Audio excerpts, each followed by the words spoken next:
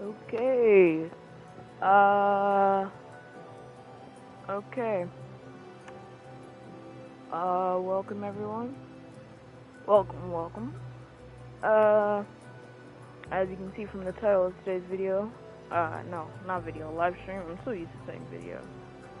We're going to be reading the Five Nights at Freddy's interactive novel VIP that released for the 10th anniversary. And we've got the Minecraft music going on in the back, little ambiance. We've got these animatronics I built a while ago, just 'cause I was bored, you know. Yeah, we'll start in a minute. We'll start in a minute. So while we wait, let's just enjoy a little music.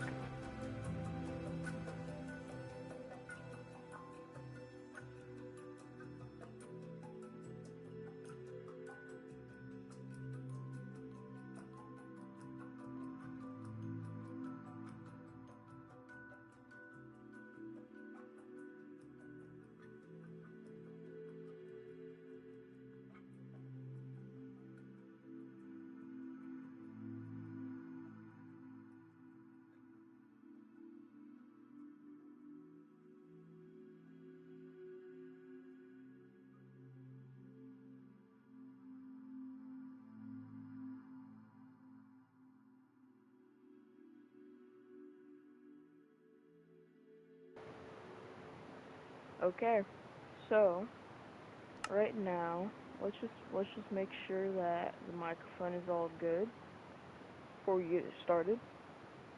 It's just gonna be a kind of chill stream while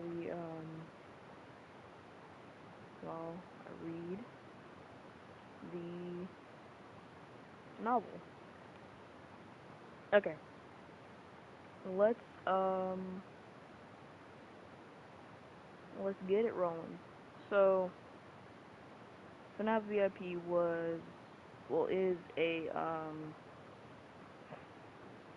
is a book, a interactive novel released for the 10th anniversary of FNAF.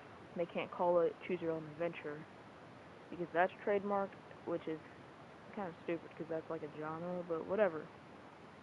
It's called VIP, obviously, by Scott Cawthon, obviously. So getting into it right now, I got my phone out.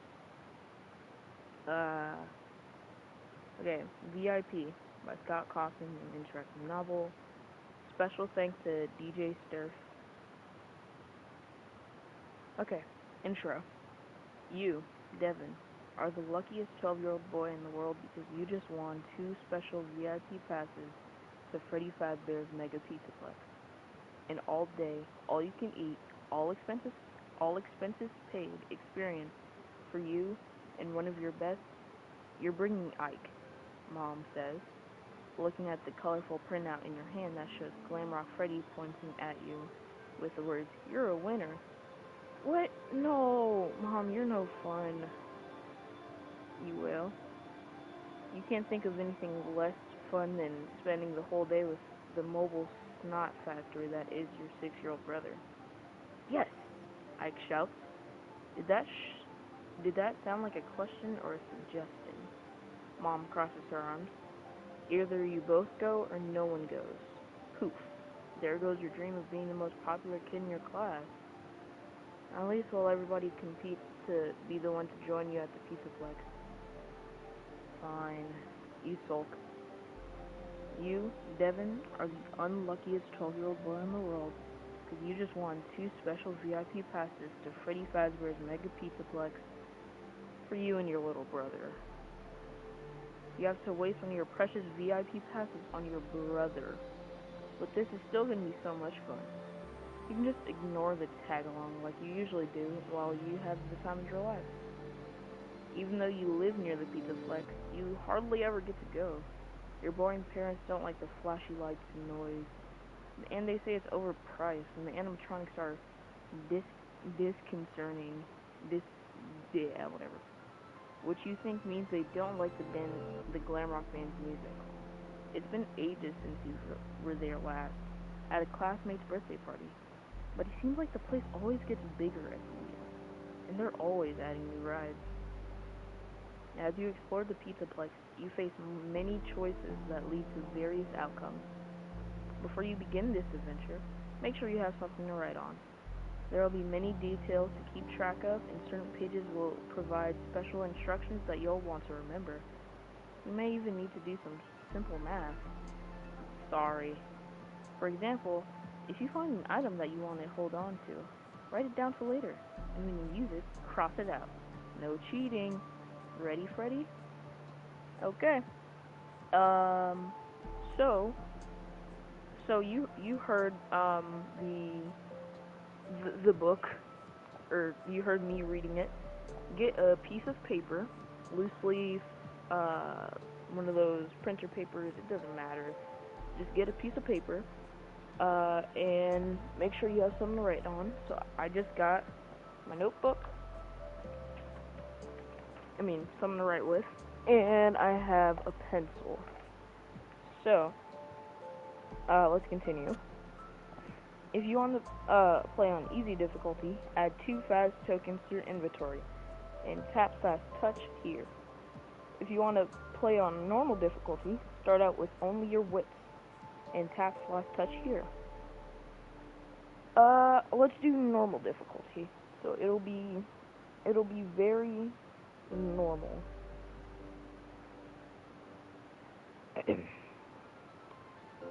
As your mom drives you up to the front of the Freddy Fazbear's Mega Pizzaplex, you press your face against the car window to see a giant sign over the entrance.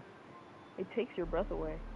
Even in broad daylight, the neon letters and lightning bolts framing the image of the glam rock band are super bright. Lights and lasers flash invitingly just on the other side of the glass doors. You can't wait to get in there. You try to open the rear passage door, but it's locked.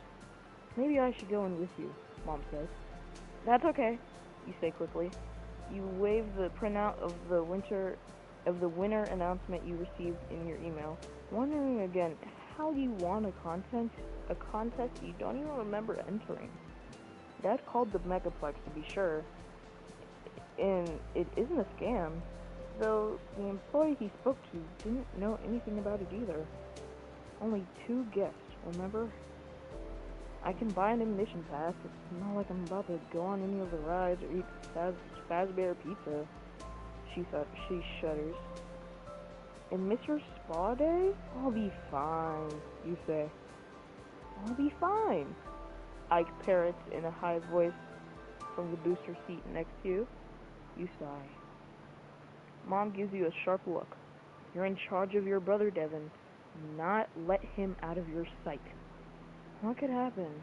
They don't call the Mega Pizzaplex the safest place on earth for nothing. Mom twists around to face you, one eyebrow raised. No one calls it that, but their old marketing campaign was a nice try. Their release form is mostly fine print, and it has so many legal disclaimers that I consider calling my lawyer before signing it.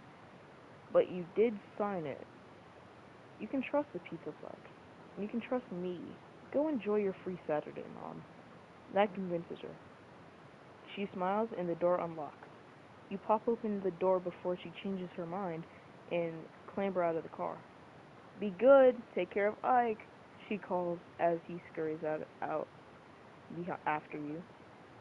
He's wearing an eye-watering orange shirt with "Say cheese" on front of it, which Mom makes him wear in crowded places so he's easier to spot. At least she didn't suggest you bring his leash. Do you want the child harness? You roll your eyes. I do not. The last thing you want is to be physically tied to your shadow.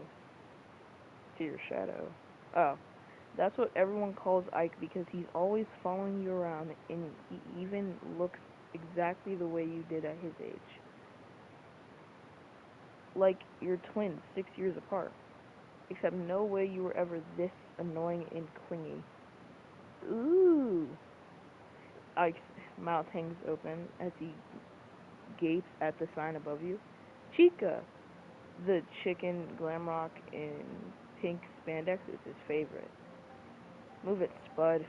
You nudge him roughly towards the door. Passing through the glass doors into the Pizzaplex is like stepping into another world. The lobby is mainly illuminated by the candy-colored neon glow, and you have to blink to let your eyes adjust from sunlight to the dimly lit interior. Ike sticks his fingers in his ears. The economy, I don't know how to say that. Basically, the overabundance of arcade games, loud rock music, and children shouting and laughing is almost overwhelming. You ate breakfast not long ago, but the mouth-watering aroma of fresh pizza, fried food, cotton candy, and popcorn sets your stomach rumbling. This place is unreal. It's fantastic. Entry gates are straight ahead, but you stop at the welcome desk first and slide the printout of your winner email across it to a pale man in a red shirt. The Pizzaplex employee squints at the page, as though he doesn't know how to read. He holds a barcode under a scanner and frowns at his computer screen. Huh? What the heck? Your skin starts to itch as you worry that maybe this was a scam or a prank after all. You glance out at the doors to the street outside, but your mother's car is gone. The employee looks skeptical. Hold on a second, kids. He opens a drawer and rummages around for a while. He pulls out 2 plastic cards and hands them to you and Ike. Have fun! Add VIP pass to your entry. And tap/touch here. Okay, so we're going to add the VIP pass. So let me write down VIP pass. And if you're watching, you should also write this down. It's interactive, not just me. Do it. Okay. Back to the page. A line of other kids and their parents has formed behind you, so you step to the side to examine your card. It's a dull gray with a silver magnetic stripe on the back, and the letters VIP printed on the front in black permanent marker. What's VIP? Ike asks. He pronounces the acronym as a word rhyming with zip. V-E-P. Oh wait, no. Damn. So you're supposed to say VEP for Ike, and then you're supposed to say VIP for Devin. Okay. VIP, you say.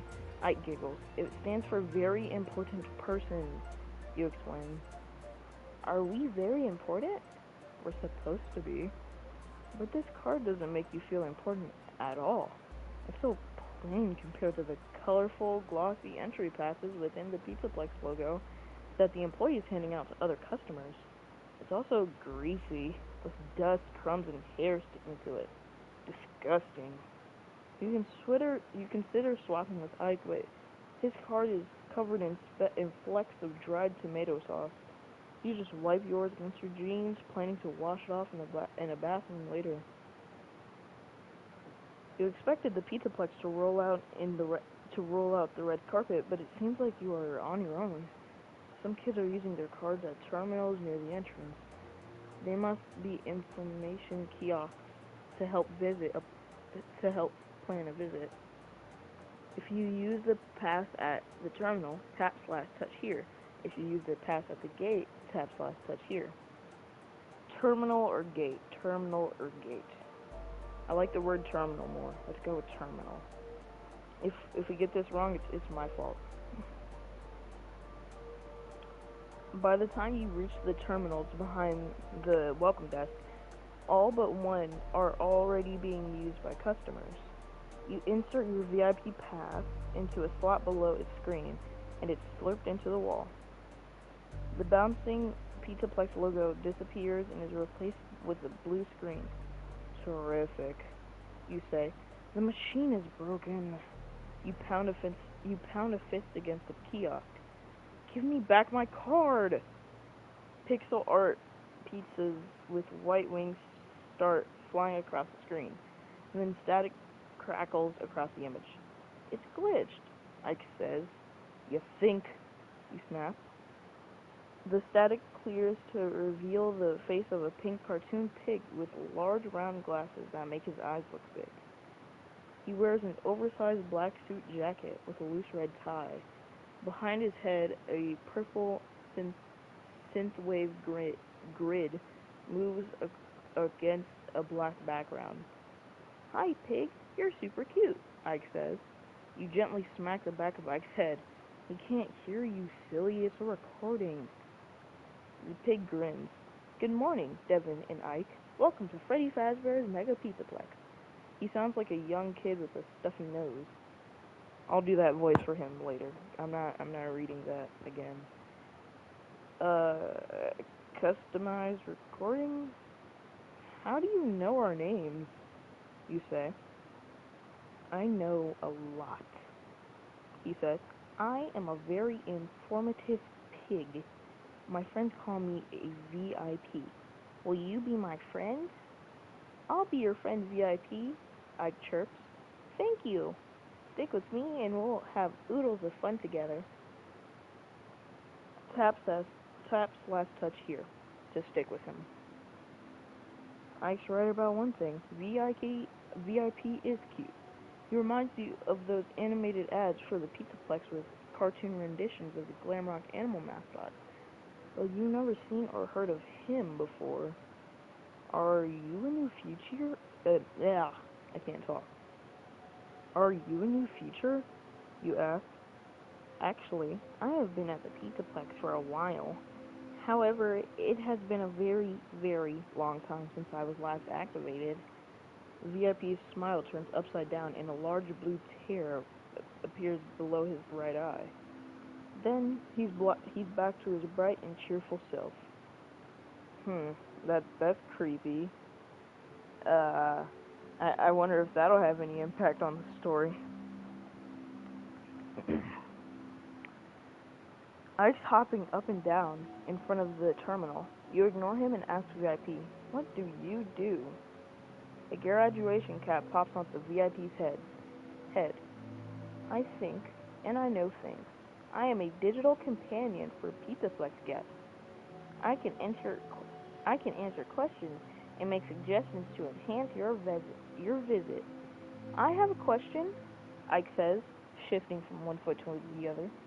VIP looks at Ike.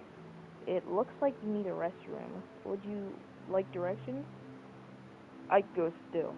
I do need to go potty, he says in a hushed voice. Let me do that again. I do need to go potty, he says in a hushed voice. Hold it in. Oh, shoot. Hold it in, you say. I have more important questions. How'd I win this special pass? I never entered any contest. I am programmed to anticipate what people want. I selected your name from a log of guests in a 5-mile radius who have not returned in 6 or more months. And you are not missing or deceased, VIP says. Yo, my pets are going crazy right now. Okay. You invited us? You ask. Precisely, VIP says. That's why the staff wasn't expecting us today, you say. Something falls out onto the slot below the screen with a hard thump. You pull it out. It's a large cookie in the shape of VIP's head. What's this? You ask. A smart cookie for a smart cookie, VIP says. It's stale. You pass it to Ike. He grabs it and eagerly bites in. Ow! Yuck. You say you haven't been activated in a while. Why not? You ask. A frown flickers across the VIP's face, but so quickly you might have missed it. You might have missed it had you blinked. Most kids do not appreciate my recommendations and prefer to do everything on their own. Parents have not been interested in paying a premium for my services. Consequently, I have been woefully underutilized. he says. But I know I am an important part of the Mega Pizzaplex, and I can prove it. Go ahead, ask me anything. Okay. You glance at a poster on the wall showing Glamrock Bonnie, the Bunny, and Montgomery. What? Hold up. Okay, pause the story. Glamrock Bonnie and Monty, with their arms over each other's shoulders, and the words "Don't ask why." Don't ask. What does this say? Something's cut off. It says, "Don't ask why animatronics." Ask instead, why not more animatronics? What? What is this supposed to mean? Why are Glamrock Bonnie and Monty friends now? I don't get it. I'm just looking way too into this. Okay. Let's get back to the story before I lose my mind. Okay.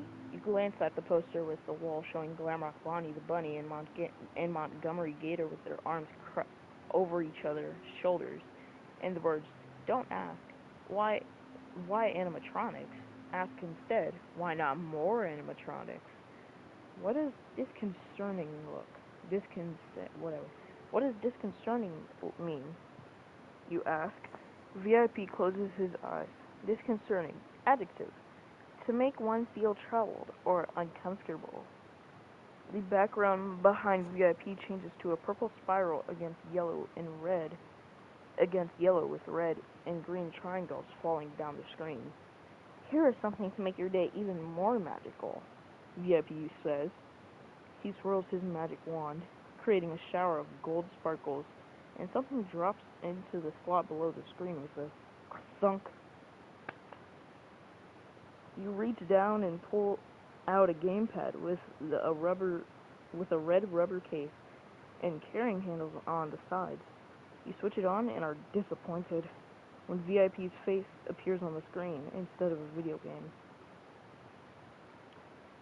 This device allows us to communicate with each other throughout your visit, VIP says.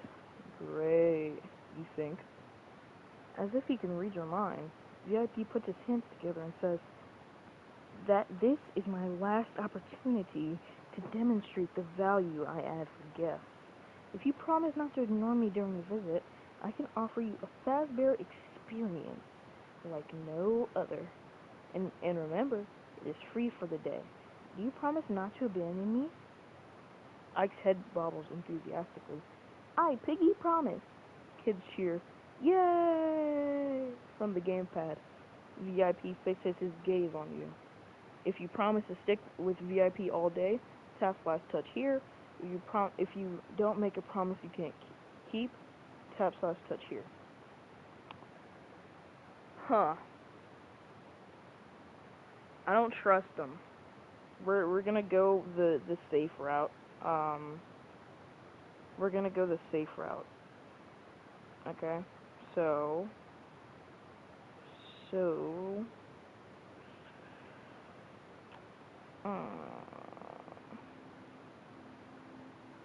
yeah, I'm gonna go the safe route. Okay. Make a promise we can't keep, okay? We're not gonna listen to him. We're gonna ignore him or whatever. Okay, tap slash touch here. Devin, VIP asks. Nah, it's bad enough that I'm babysitting Ike, you say. I don't need a pig brother watching and telling me what to do. Is that your final answer? VIP asks. The background behind him blooms crimson. Yup, can we go now? The screen flickers, and VIP's animation jitters. Certainly, your passes are now activated. The terminal spits out your card forcefully, and you fumble to catch it. On the gamepad, VIP crosses his arms and says, I will be right here when you need me. The terminal goes dark. You hand the gamepad to Ike. When you press your card against the scanner at the entrance, the light turns green and the gate opens. As you finally enter the Pizzaplex, Ike trails behind, fixated on the gamepad. It has a map of the whole place! Hey, it looks like pizza! I have I have marked the most popular attractions and most direct paths to them, VIP says. Currently, I can't talk. Currently, Raceway and Monty's Maze have the shortest way. I already know where I'm going. You lie. Oh shoot. I said that wrong. I already know where I'm going. You lie. Shut that off, Ike. Please do not do that. We still have to do our special behind-the-scenes tour. You can visit my many locations close to the public. The rehearsal room, the kitchen, parts and services. You would love to brag to your friends about seeing some hidden parts of the Pizzaplex. Now you're talking, pig, you say. Let's go. There's so much to do at the Mega Pizzaplex, you hardly know where to start. As you pass through the lobby, you look at the vibrant posters of all the attractions planning out your day. With your VIP pass, you finally get to go on all the rides you want. Every birthday party you have been at the Pizzaplex only included a few tokens for Faz Kid and the boring old Bonnie Bowl. But you've always wanted to try Roxy Raceway, racing go-karts at high speeds on the tracks snaking past the... I can't talk. Okay. Snaking past through the atrium, whatever. I can't see that. It's like blocked from my screen. Okay, whatever. And you're itching to go to Fazzer Blast, since you play so many first-person shooters. It would be just a lot more fun to do this with your friends and your little brother. The gamepad... Shoot. Sorry about that visual.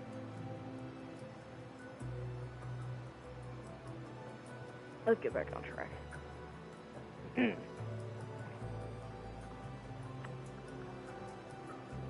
gamepad beeps. You glance at the screen and VIP says, "You look like you are choosing an activity. Would you like some help?" "No, I'm good," you say. VIP produces a bowling ball. The most popular attraction at the Mega Pizzaplex is Bonnie Bowl, and it is best to go before the midday birthday rush. He rolls the ball back towards the screen, and it cracks the glass. Air quotes. Animated shards tumble down, leaving behind a black background. You shake your head, but Ike pipes up. "I want a bowl." "We aren't bowling," you say. "Bonnie Bowl," Ike shouts. VIP saunters back on screen. "No yelling. Bonnie Bowl." Ike repeats. "Bonnie Bowl, Bonnie Bowl, Bonnie Bowl." Head towards Bonnie Hole and tap last touch here. Okay, let's go to Bonnie Bowl, guys. If it'll load. Okay.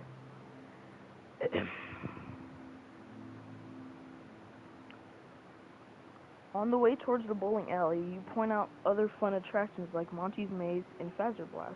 But I can't be swayed. VIP isn't helping the situation by feeding you ads for Bonnie Bowl and tips about the game. The more he hypes it up, the less you want to do it. When you pass the Fazcade, you pause and gaze longingly at the rows of the... I gotta yawn. At the rows of At the rows of arcade and pinball machines inside. You spot your friends. Alistair, Gabe, and Emma playing one of your favorite games. Catch that, Fetch. Fetch reference. You wish you were hanging out with them instead of your brother. Too bad the Pizzaplex doesn't have a daycare. They plan to build one in the expansion. What? So this takes place before, Security Breach, if this is canon, because daycare is already built in Security Breach. I don't need to tell you this. That doesn't do me much good now. You subtly continue to follow Ike.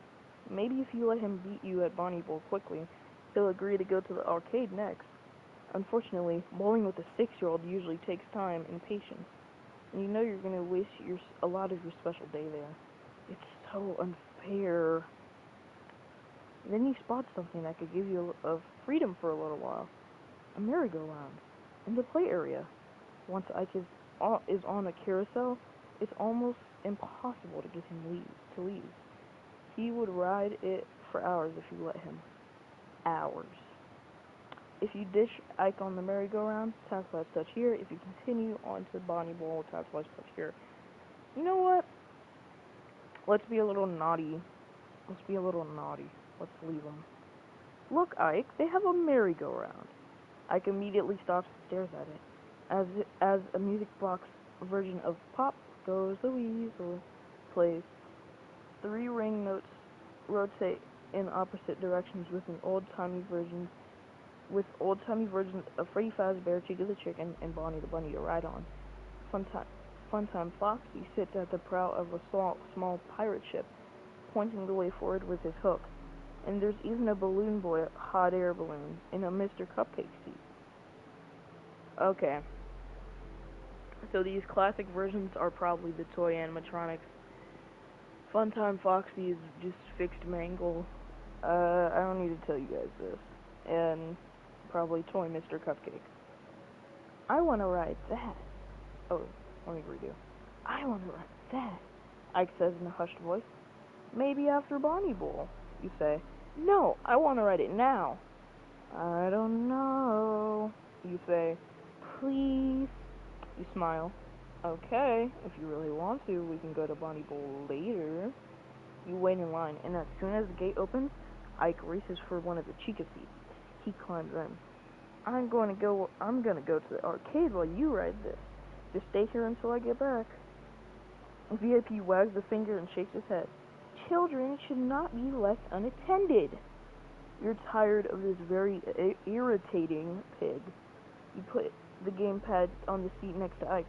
Then you keep an eye on him. Please do not go. The background shrubs yellow and white. You said you would not abandon me. I'm not gonna abandon you. I'll be back. Eventually. Find your friends at the Fazcade. Tap last touch here. Dang, Devin is a savage. He's insane. Okay. Well, this thing. Okay. Jeez, this thing keeps glitching. Okay. You find your friends Alistair, Gabe, and Emma in the Fazcade. They're surprised to see you. Yeah, I won a VIP contest. You show them your special pass, but they aren't impressed by the plain plastic card. Gabe cracks up. What is that? You obviously made that yourself. Emma shakes her head. That's just embarrassing. You bet the gamepad would convince them you're telling the truth. But if you go back for it, then you'll be stuck with the VIP and Ike again. Your friends don't seem that interested anyway. Alistair is trying to get the high score and catch that fetch, but when he runs out of tokens, he gives up. Let's get out of here. Come on, let's hang out a little longer, you say. Let's go on some rides. We've been on all of them so many times, Gabe says. They're boring. I could eat, you say. Maybe the Glamrock animatronics are performing soon. Animatronics are for little kids, Dev. I mean, we could watch them ironically. Why don't you come with us? Emma says. We're gonna go play the new Dino Shock at my place. Nah, I think I'll stay a while, you say. Right. And enjoy your VIP pass, Gabe winks. They laugh and walk off. Alone and annoyed, you play that catch a fest. You play a round of catch that fish and take some satisfaction in easily beating the high score. Before you can enter your initials, the screen scrambles. When it stops glitching, you see why do I keep stuttering? Let me take a second. Okay. I should get some water, but in a second. When it stops glitching, you see VIP's face, and he is one very irate pig. Around you, people are complaining. Hey, what happened to my game? What's with this pig? Are we being pranked? I just lost my token. You look around and see VIP's face on arcade games throughout throughout the entire Fazcade. His colors are scarily inverted. Uh-oh. Shoot, what did it just do? Okay. You lied, Devin. Words pop up on the screen. Who's Devin? People say. You back away from the arcade cabinet. How is VIP doing this? It doesn't matter. You have to get him to stop. You hurry to a terminal in the atrium, and when you insert your pass, a red-faced VIP appears and says, I wondered if I should trust you, but I wanted to. Whatever happens next is your fault. You have my full attention now, you say. Good. More importantly, I have your brother.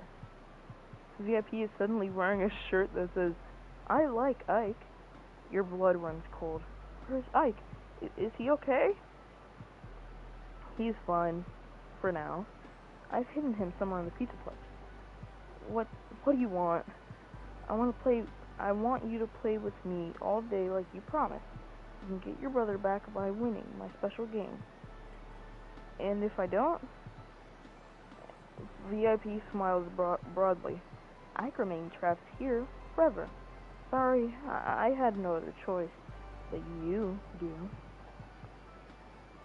If you report VIP to Pizzaplex staff, tap left touch here. If you take VIP up on his challenge, tap left touch here. If you call your mom for help, tap left touch here. I'm calling mommy for help. Mommy, okay. Seriously? Hold on. Let me drink some of this water before I destroy my throat. Okay.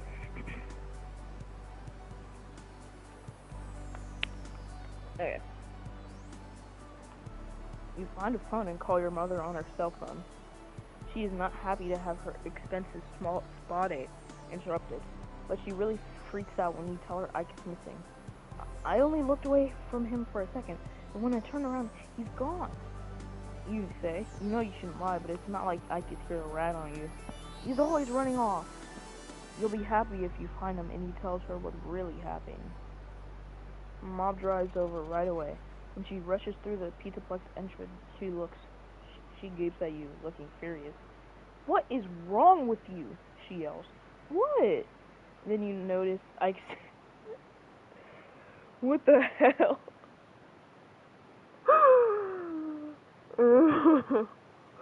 Oh, that's so embarrassing. Oh, no. No, that's so embarrassing. Okay, let me read this. What is wrong with you? She yells. What?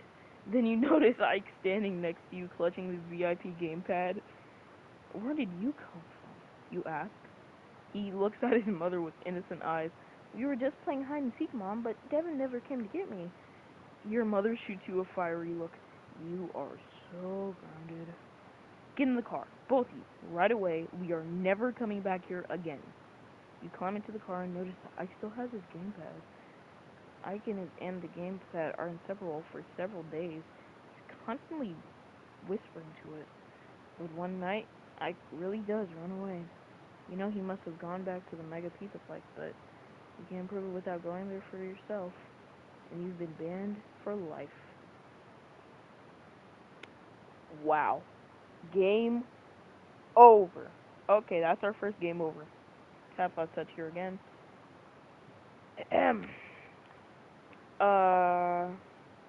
Let's try again.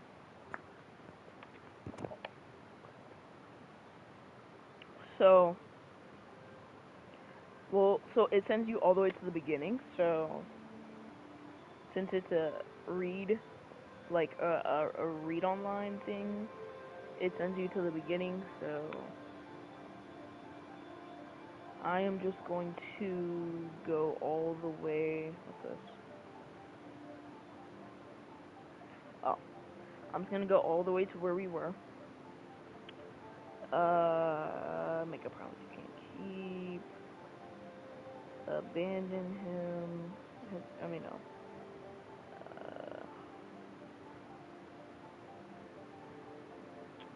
Shoot. Okay, head towards Bonnie Bowl. Ditch Ike. We're going all the way back to where we were. Find your friends. Find your friends. Okay, so I understand the difficulty levels now. I was like, what? Okay, if you take VIP, let's report them to the Pizzaplex staff. The Pizzaplex staff couldn't be less interested in your wild story, and VIP plays dumb, which is quite a stretch for him since he knows so much. But apparently there's a whole procedure in a place for when a kid goes missing, which involves securing the Glamrock animatronics in the green rooms and doing a full sweep of the Pizzaplex. Unfortunately, after searching all day, there's no sign of Ike.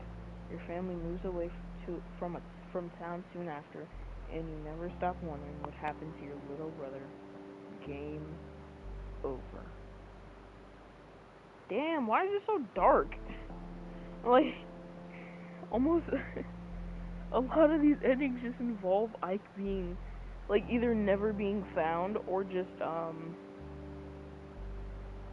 being, like, kidnapped or abandoned or whatever. Like, jeez. Okay, let's take him up on his challenge. Let me get a sip of water. Okay.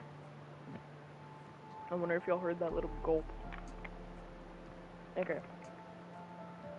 Fine. What's your game, VIP? You say.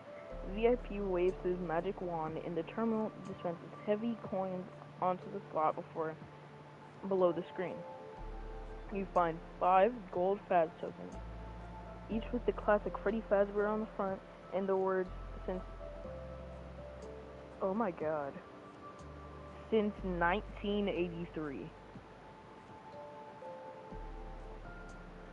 Take that in for a second. So, get into a little lore talk. This isn't just reading, this is also lore discussion. So, if this is canon, then, if it's canon to the games, then that doesn't mean that Freddy Fazbear started in 1983. It just means that it means that Bonnie, Chica, Freddy, Foxy, theoretically would have started in 1983. But Fredbear's Pizza, Fredbear's, that could have been older. And then there's also like Fall Fest. We have no idea what's happening there. Steel Wool might make an announcement for that in the next couple of days. We'll have to find out. I'll be doing live streams for a lot of things, almost everything. You know, I don't have Steam, so I couldn't play the Draw of Creation or my Pop Goes, which makes me really angry and sad and depressed. But back to the story. Why am I talking like this? Let's go. Fine. What's your game, VIP?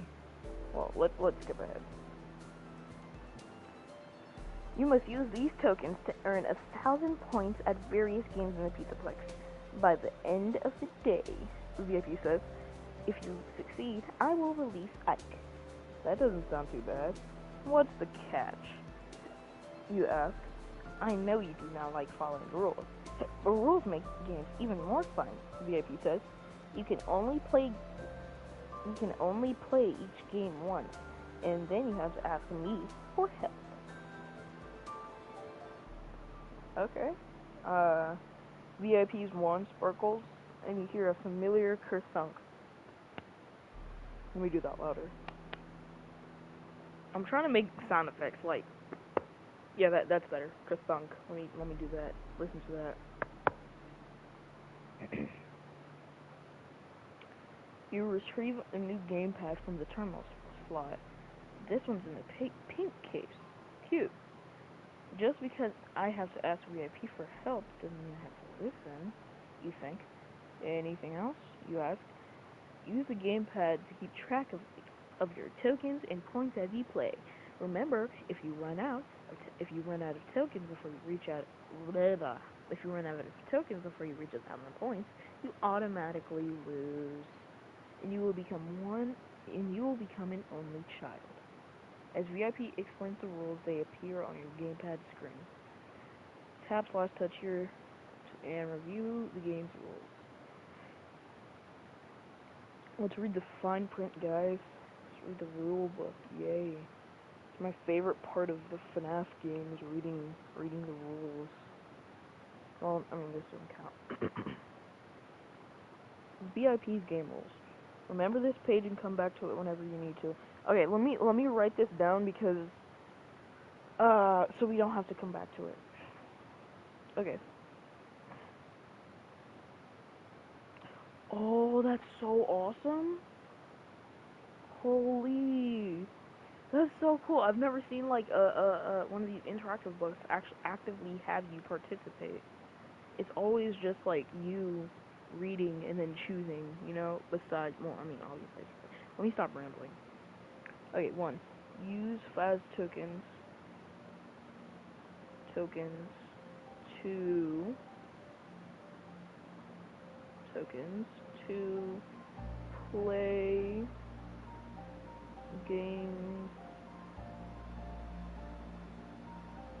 at the Pizza Plex. Number 2, earn at least 1,000 points. I'm just gonna write down the basics now. I'm not gonna do everything. Only rule 3. Only play each game once. Ask VIP for help or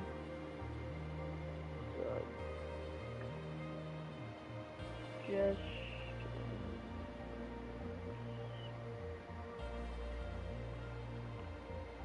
if you run out of bad tokens, you lose. That's sad. Keep good notes on the number of 5 seconds you have, the games you played, your score, and any active game conditions. Okay. Okay, so there's things like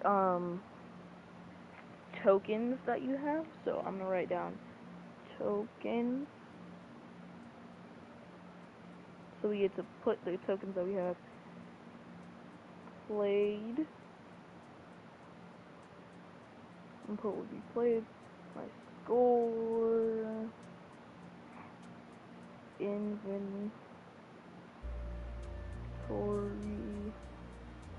Right now we have the VIP pass. Okay, that's the only thing in our inventory. We used to have Ike in our inventory, but we dropped him somewhere. I'm done. I'm sorry. High score. There's some that just says special conditions, but okay, I'm gonna write that down. Special conditions.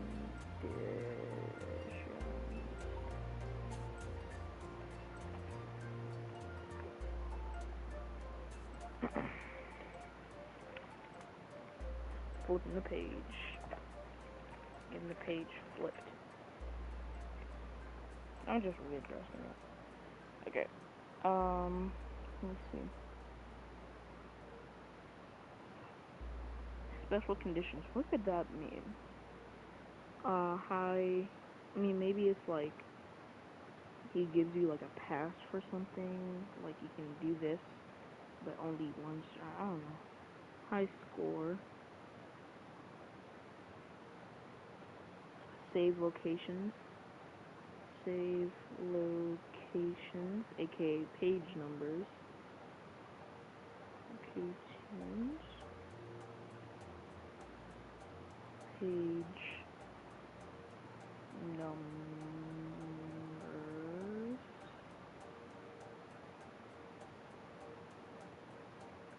And then notes. Dang. We got a Freddy Fazbear's class right now. Like, we gotta take notes and everything.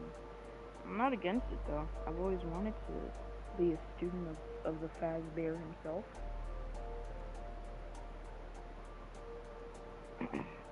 If you've run out of tokens and have less than 1,000 points, tap plus touch here. If you collect 1,000 points, tap plus touch here. If you're ready to begin VIP's challenge, return to the atrium and tap plus touch here. Okay, let's go back to the atrium. We're playing by the rules because number one, we're not that naughty. We're only naughty in the sense of the game. And also, I don't want to be publicly outed as a cheater on stream. Ugh. Plus, rules are fun. Who hates rules? If you hate rules, you're just weird. Okay. You are in the atrium, standing by a terminal that is currently running a flashy ad for Monty's Gator Golf. VIP waits on your gamepad, ready to offer suggestions. But can you trust him? Maybe your brother wandered off on his own, or you can discover where VIP hid him as you explore. You should keep an eye out. You are facing the play area in the center of the Pizzaplex, which holds slides and kiddie rides like the merry-go-round where you left Ike. There's a long line of people waiting to use the photo booth. The Fazcade is behind you, and the entrance to Rockstar Road is to your left. From here you can see several arcade games stationed along the circular walkway wrapping around the atrium. You could play some of those to win VIP's high score challenge. Go-karts rumble along the track, snaking around and even over the walkway. Somehow, the rides and games seem less fun when you have to play them to satisfy VIP. Just like reading is less fun when it's a school assignment. But time's a wasting, and you have to save your brother before the Pizzaplex closes for the night. If you want to explore Rockstar Road, tap plus touch here. If you want to explore Atrium, tap plus touch here. If you want to explore the Fazcade, let's tap plus touch there. I like the Fazcade. Fazcade is my home. I want to sleep there. Inside the Fazcade, flashing lights, jingling music, and beeping game sounds meant to spark joy and excitement, only to fill you with extreme depression. You left Ike alone so you could play games with your friend, and now he's gone, and so are your friends. All you have left is VIP and your guilt. Even that Chica candy crane machine near the center of the arcade reminds you of Ike. And you consider trying to win him a plush Mr. Cupcake from the claw machine. It also looks like the game awards points. What else could you play to get the most points? You push your way through the kids milling through. You push your way through the kids milling through the arcade, and clustered around video game cabinets and pinball tables. You can't help but look for your brother in the present crowd. Your heart pounds in the beat with the music. Your head hurts and sweat pours down your face. You look like you're having a panic attack, VIP says. Would you like to visit a health station? You want to get out of here. Not just the arcade, but the Pizzaplex. But you can't go home alone. Out of all the video games here, you're the best at Mangle's Quest. But there only seems to be one cabinet, and it's turned off. If you played Chica's Candy Crane, self-associate for turning art. Let's try to win him the Candy Crane. Let's be nice. Be a little nice boy. Oh, my neck. Okay, my neck feels weird. I gotta sit in the right position to read. I'm gonna sit here reading for a while. As you approach Chica's Candy Crane, a little girl in pigtails trudges away from it with her head down. She cries as she bites into a chocolate bar. A little girl with pigtails? Maybe it's Susie. Okay, I'm done. I'm sorry. A sticker on the glass of the machine says, "Everyone's a winner. There is only one Mr. Cupcake inside, buried in the center of the machine up to its eyes in an assortment of sweets. This close, you realize this isn't a plush at all, but a plastic toy with movable parts, like a mini animatronic. You imagine Ike's joy when you hand him the toy. He had a Mr. Cupcake plush when he was little. There are baby pictures of him in a Let's Eat bib with Chica's face.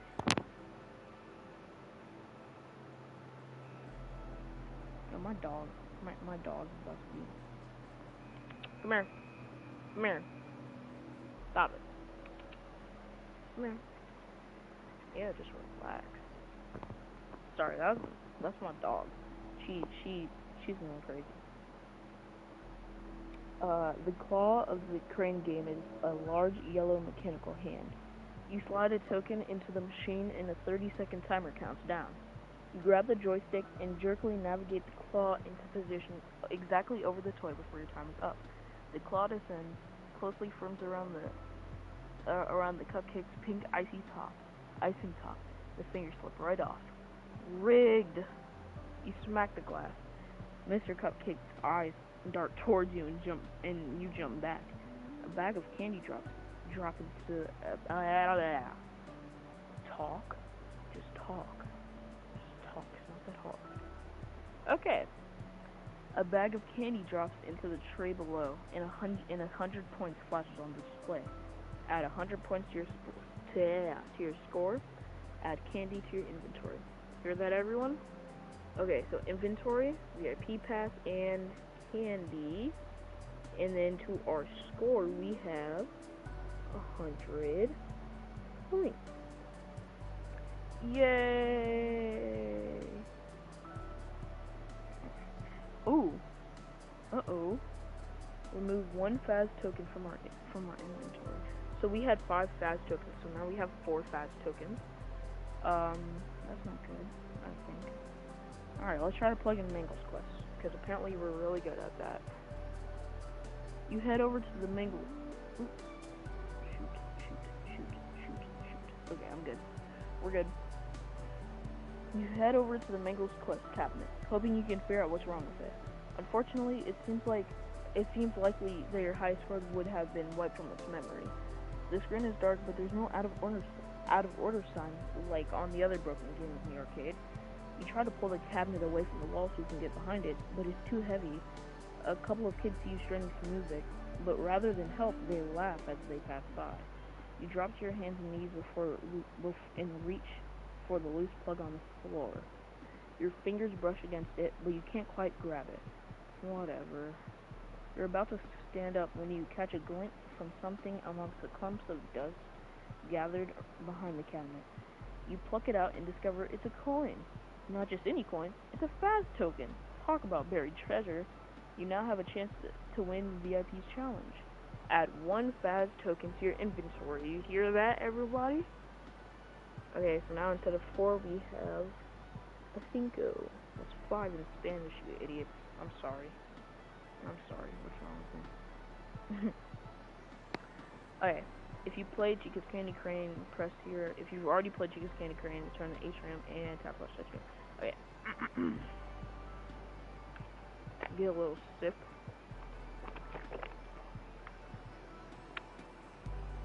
You are in the atrium, standing by a terminal. You are in an atrium, standing by a terminal that is currently running a flashy ad for Monty's Gator Gold. VIP waits on your gamepad, ready to offer suggestions. But can you trust them? Maybe. Shoot. Hello, Mom. Shoot. What was that? Okay, shoot. It's interrupting. Okay. It's like not okay. I think it's. Oh, we're already there. Okay, so we're back at where we already were. Okay, so it sent us back to the part where it's like. It sent us back to the part where it's like talking about how games feel less fun when you're like what's it called? Where games feel less fun when you're told to, like it's homework, you know? So let's go to Rockstar Row. Rockstar Row is typically your last Rockstar Row is typically your last stop in the Mega Pizzaplex, as one of the exits is on the far end. You're always impressed by the massive gold statues of Glamrock Freddy, Roxanne Wolf, and Glamrock Bonnie and Glamrock Chica. No Monty?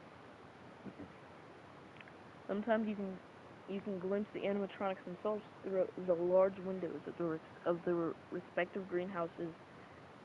Greenhouses? Really? Green rooms on your right. None of them are in there right now, though. Probably out performing, visiting with guests, or hanging out with their attractions. This space gets much more crowded just before closing, but there aren't many people around right now. Since your last visit, the Mega Pizzaplex has added a cardboard cutout of the newest animatronic, Montgomery Gator, tucked to the left between Bonnie and Chica's statues. Too bad for him, you think? There are signs about an upcoming expansion into the Mega Pizzaplex, so maybe they'll give the poor guy his own green room. He's the only member of the band who's actually green, after all. You're usually rushed on. You're usually rushed on your way out, so you haven't really explored in here. Display cases along the left side of the room are filled with props and stuff, and beyond those are several doors. Maybe you'll find Ike behind one of them. Leaving already? VIP checked his wristwatch. You better hurry and play some games. If you investigate the display cases, if you investigate the doors, and if you return to the atrium. Let's go to the doors. Let's check the doors.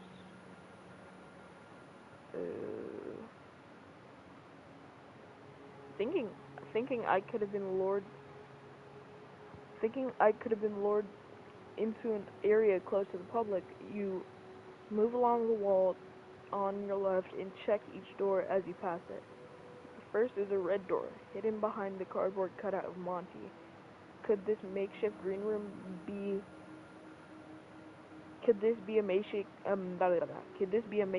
room for the newest Glamrock character? Security has cameras all over the Pizzaplex, so maybe they can track where your brother wandered off to, or who took him, or who took him there. You continue on and reach a plain door in the far corner. You get excited when you see the letters VIP on it. You lift your gamepad. Hey VIP, are you behind this door? The background behind VIP crackles with static. That is a VIP greeting room. If a guest collects 10,000 points while using the gamepad, they win an in-person meeting with me. Oh, so he's an animatronic? Yeesh.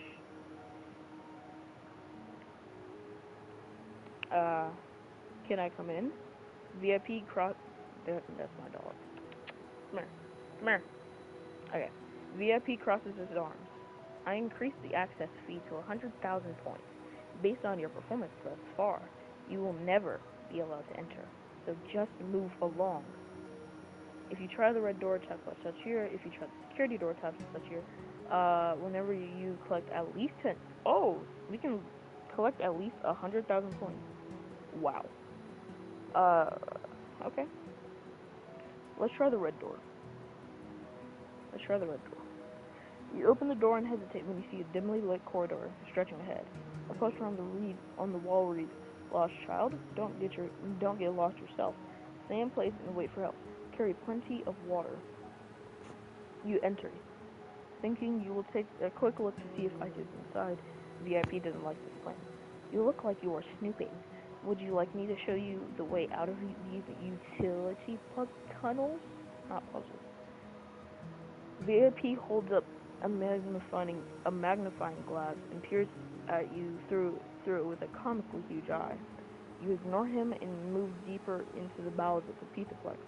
You see a door at the end of the corridor marked storage. You head for it. Do not go in there, VIP says. He's writing the words, "This is a bad idea," over and over on a chalkboard. Why not? You will regret it. You open the door and smell something horrible and rotting inside. It smells like death. It's dark. Not too late to turn around, VIP warns. You step inside and fumble around for a light switch. The stink in your own spear makes you want to throw up. You finally feel it. You finally feel a chain against your face and you pull it. You see what VIP has been hiding inside. You wish you can unsee it, but the image is burned into your brain. Now it is too late, he says. The door slams shut and the lights go out. Game over. What? What? Huh? Okay. Okay. Okay. Whatever. Let's try the security door. Beyond the door, there's a back area that connects with other parts of the Pizzaplex.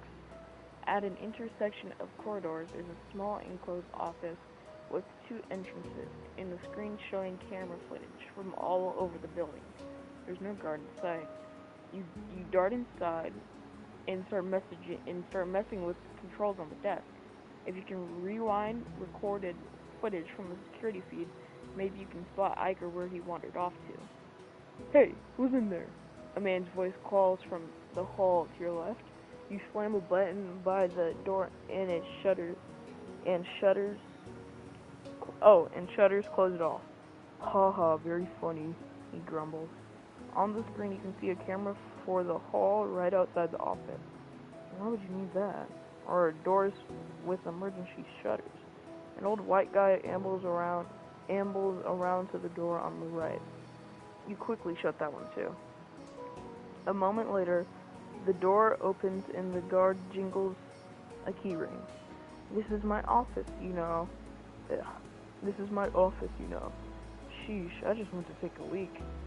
You can consider telling him about VIP, but you doubt he'll believe you. And VIP wouldn't like it. He escorts you back out to Rockstar Row. Now, I should ban you from this place, but consider this your first warning.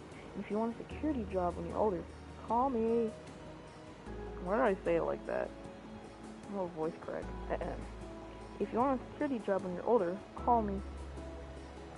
He hands you a shiny Fazbear Entertainment security badge and slams the door. Add security badge to your inventory. You heard him. Or you heard me, folks. Where's my pencil? Okay. We got the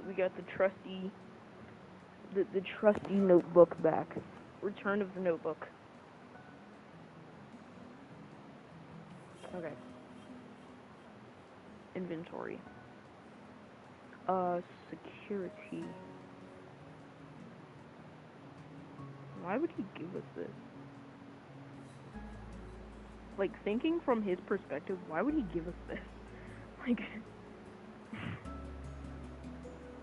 okay, we have a security badge. Tap last touch here.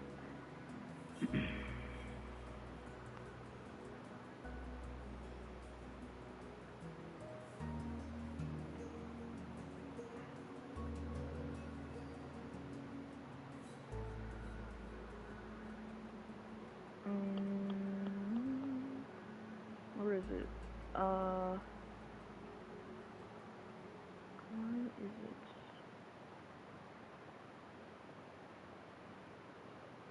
So, where was I? So, security, and then tap last touch here. Okay, so it sends you back to the place. If you return to the atrium, touch here. We don't have 100,000 points, so we're not going to do that. You are in the atrium, standing by a terminal that is currently running a flashy ad for Monty's Gator Golf. VIP waits on your gamepad, ready to offer suggestions. But can you trust him? Maybe your oh, wait.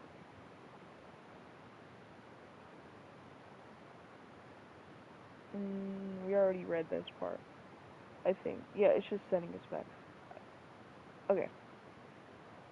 Let's go to the atrium. The walkway wraps around the entire atrium, so you hurry along it, taking note of the different attractions. You pay particular attention to the games that don't have long lines, since you can't afford to spend your whole day waiting around for a chance to play. You look like you're trying to pick a game. VIP chimes in. Would you like me to help you choose? You ignore him. Your best option seems to be Monty's Maze, Freddy Fazbear's Freddy Fa- Freddy's Phaser Blast Challenge, and Roxy's Raceway. You haven't played any of them before, but you've always wanted to try them. You just wish you didn't have the pressure of needing to win points to save Ike. If you want to see your brother again, you need to accept my help. VIP reminds you. He twirls his wand like a baton, sending glowing question marks flying out in every direction. Fine. What should I play? Ooh. Fine. What should I play? Ooh, wise one? Oh wait, no, shoot. I said that wrong. I gotta get the tone of these right. Fine, what should I play, oh wise one? Less sarcasm, please. At this time, I recommend you play Monty's Maze, Phaser Blast, or Roxy Raceway. Annoyed about having to ask VIP for advice you didn't even need, you contemplate checking out a cluster of arcade machines tucked into an alcove beside Glamrock Gifts.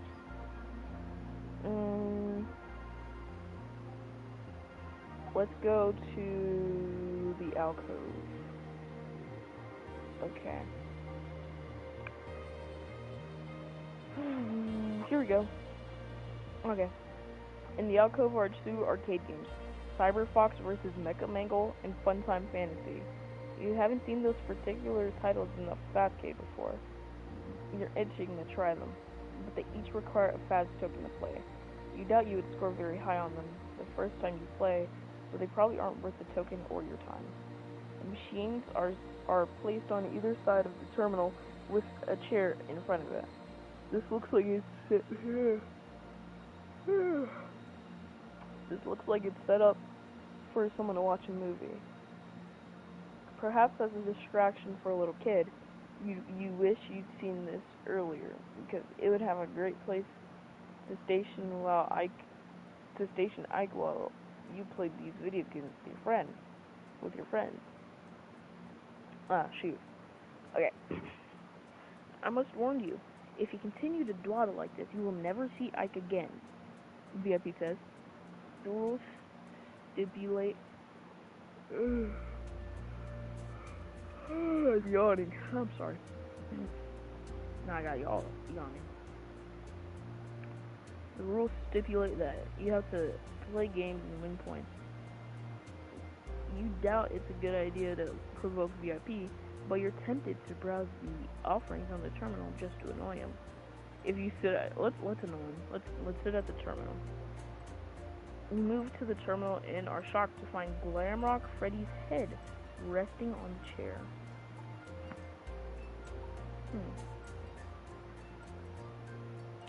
What's this doing here? Your curiosity gets the better of you, so you pick it up. The head is lighter than it looks, with wires and circuits inside. It's just your size. You sit down and place the head on your lap, and the terminal switches on. Not this thing. VIP yawns widely. What is it? Letters appear on the screen. Mo ready. Place the helmet. Letters appear on the screen. MOE ready, or Mo ready, whatever. Place the helmet on your head to begin. This is the max occupants. Why can't I say that? This is the max occupancy experience. VIP explains this mystically. With the upcoming expansion, many sections will be closed and under construction. If the building is ever at max capacity, stations like this can provide guests with a virtual day at the Pizzaplex. I've never heard of this before. It is experimental, and nobody has volunteered to test it, VIP says. How many Faz tokens to use it? It is free, because it is obviously not as good as the real thing. Even those accident arcade games are more enjoyable. The words say no to Mo. Scroll down the screen behind VIP. Okay, let's wear it. Probably gonna get corrupted by glitch trap or spring trap or I don't even care trap anymore. Let's put the helmet on. It's strange. It feels strange to put on Freddy's head, but once the helmet settles into place, it's rather cozy and smells like a brand new car. You can see the terminal in front of you, but the mask's eyes must also be a screen because the heads-up display shows a full battery charge. A pleasant male voice comes from the speakers near your ears. Thank you for choosing the max occupancy experience. We know that you are disappointed that the Mega Pizzaplex has reached max capacity, or your favorite attraction is currently under construction, or unavoidable circumstances for which we cannot be held liable. For which we cannot be held liable have temporarily disrupted available services. You're beginning to have second thoughts about this, but before you can remove the helmet, the voice resumes. This high-quality recreation of the Pizzaplex was designed to be indistinguishable from the real thing, and in some ways, the M-O-E, or whatever, is even better. I'm just gonna say M-O-E, that's how you're supposed to say it, I think. The M-O-E is even better. There is a very low chance of involuntary dismemberment or lobotomy. All food contains 0 calories, and during your virtual visit, all games provide 10 times their usual points, which still may be exchanged at the real prize counter. Tap start to initiate the MOE. A green button labeled Start floats in front of you. Below it is a red cancel button. Note, if you use the MOE, you must restart this game from the beginning. All game uses will be reset. You can keep your current points and replay any games you have already played. Okay. Let's play the MOE. It'll be fun. Okay. You tap start with your finger, and the words, "Are you sure, Devin?" Oh wait, okay, I get it. Are you sure? YN appeared on the screen. Sure, why not? You tap the Y and slowly the virtual room around you transitions into a familiar place. You are in the atrium, standing by a terminal that is currently running a flashy ad for Monty's Gator Golf. VIP waits on your gamepad, ready to offer suggestions. You reach up and feel Glamrock Freddy's helmet on your head, so you know you're in the MOE, but everything looks very realistic, down to the simulated people walking around. VIP calls to you from the gamepad. Listen, we don't have much time. The background behind him is sky blue with pink and red cherry blossoms drifting diagonally. Stop rushing me. I'm gonna play some games now, alright? No, I mean, he's gonna be here any minute. He who? VIP. Aren't you VIP? You wonder if the Mo has scrambled his programming. Yes, I'm VIP, Virtual Informative Pig. VIP, very informative pig won't want me to tell you something important about the MOE, so quickly pay attention to these updated rules. Tap soft touch here. You like the virtual informative pig more than his know-it-all counterpart. Okay, so it's virtual informative pig instead of very informative pig. Okay. You like the virtual informative pig more than his know-it-all counterpart. While you're in the MOE, special conditions apply, he explains. Your scores are multiplied by 10, so 300 points times 10 would give you scratch your head. It's easy. On the gamepad, he shows the number 300. Just add an extra 0 on the end. A 0 rolls onto the screen from the right and crashes onto the 3, making it 3,000. Wow! VIP must honor this. The games might be simulated, but in the Pizzaplex, points are points. Also, when you restart the game, you can keep any points that you have already earned. You now have all the fast tokens you start with again. And all games you've already played are reset, so you can play them again. Sweet! That is enough from you. Virtual That is enough from you, virtual interfering pig. The real VIP drops into the screen. He points his magic wand at the doppelganger. Phasmorgia. Phas... whatever. Basically, Phas magic. Writhing purple energy emanates from the wand and swirls around the Knights of VIP. Good luck, Devin. Virtual informative pig. Words fade with him. Now get on with it, VIP says. Make a note that the MOE special conditions are in effect. Multiply any new points that you acquire by 10.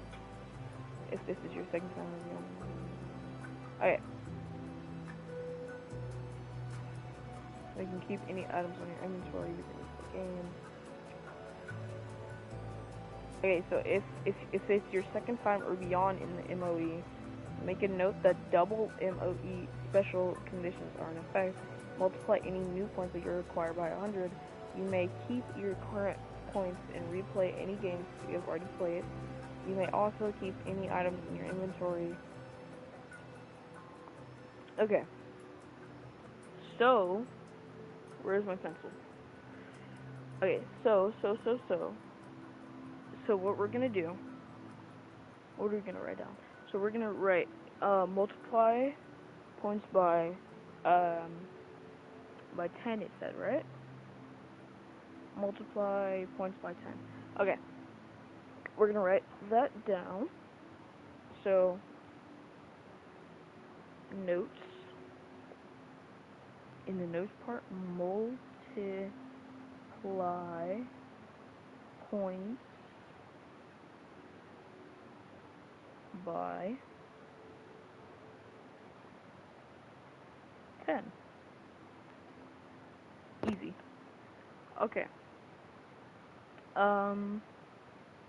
Okay. I guess we go to the Fastcade. Right? Okay, let's go to the Fastcade. Oh, I get it. So basically you just do the games again, except this time you okay. I get it. I was thinking it would be like a whole new port. Okay. Okay. Okay, we're gonna go back to the part where we played the games. Shoot. Let's play let's play Chica's Candy Crane. Whatever we get from that, we'll add that times 10. We get from that.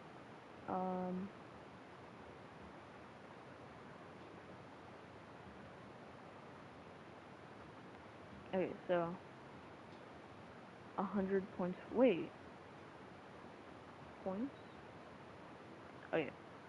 So 100 times 10. So we immediately have 1,000 points, right? Is that how we're doing it? Am I reading it wrong? I hope we immediately have 1,000 points.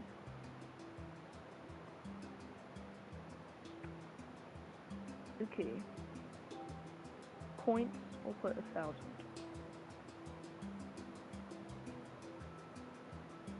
Let's go to the atrium.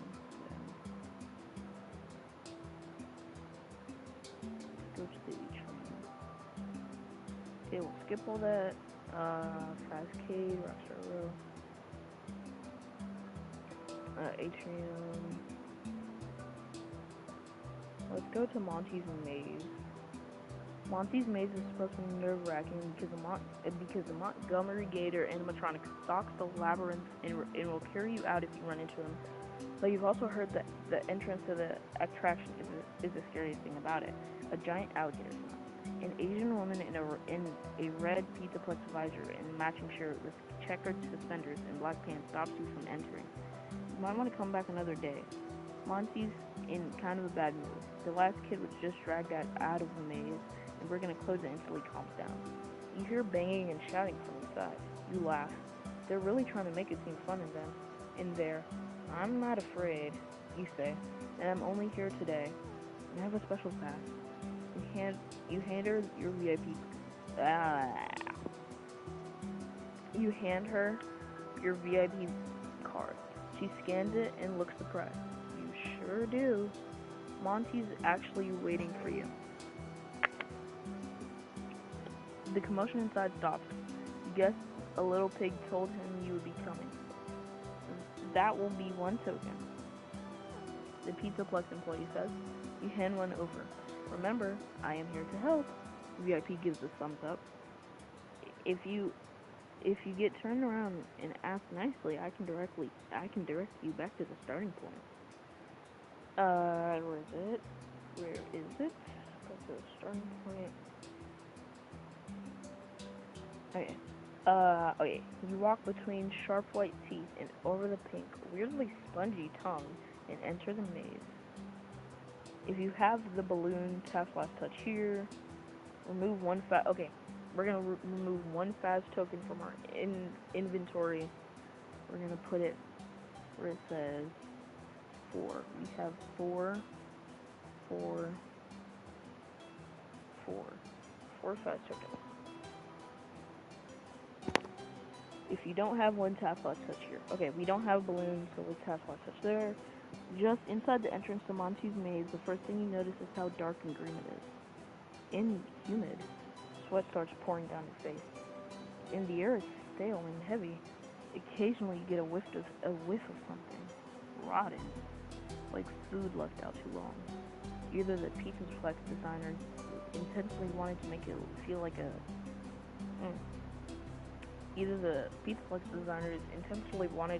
make it feel like a swamp, or the environmental controls are broken. Fake grass covers the floor, and vines dangle from rigging high above. The walls of the maze are fences made of wooden planks, surrounded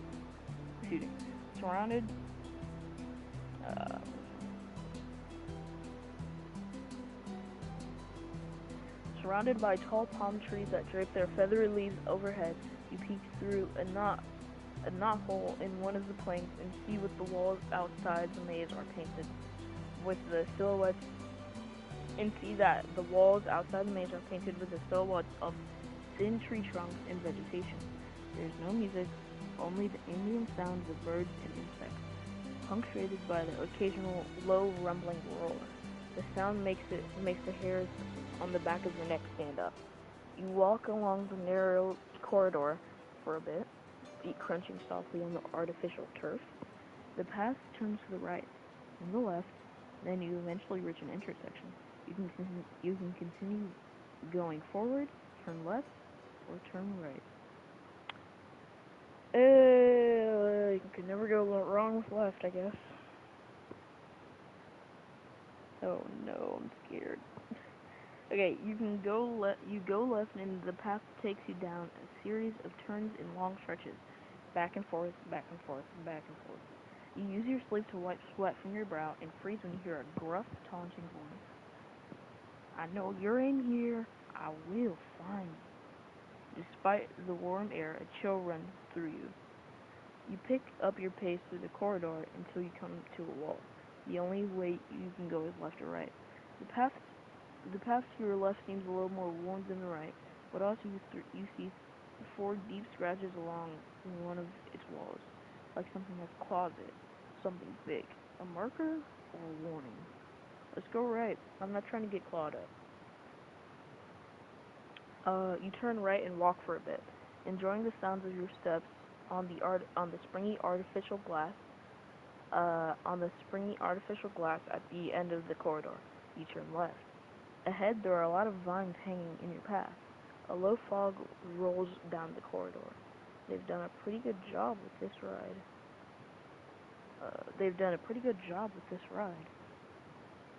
You think? You've never been to a swamp, but you figured it's just like this game. You push through the vines and keep going. turning right, then left, then right again. As the path snakes you back and forth, every now and again that horrible alligator bellow interrupts the recorded track of birds and bugs. Is it you, or is it getting darker? Ahead you hear Monty say, "Don't be scared." This has the opposite effect on you. Everything about this screams, "Danger!" You're not sure if you should keep on this path, but retracing your steps to take the other path might be a waste of time. Let's just keep going. Stop. Stop.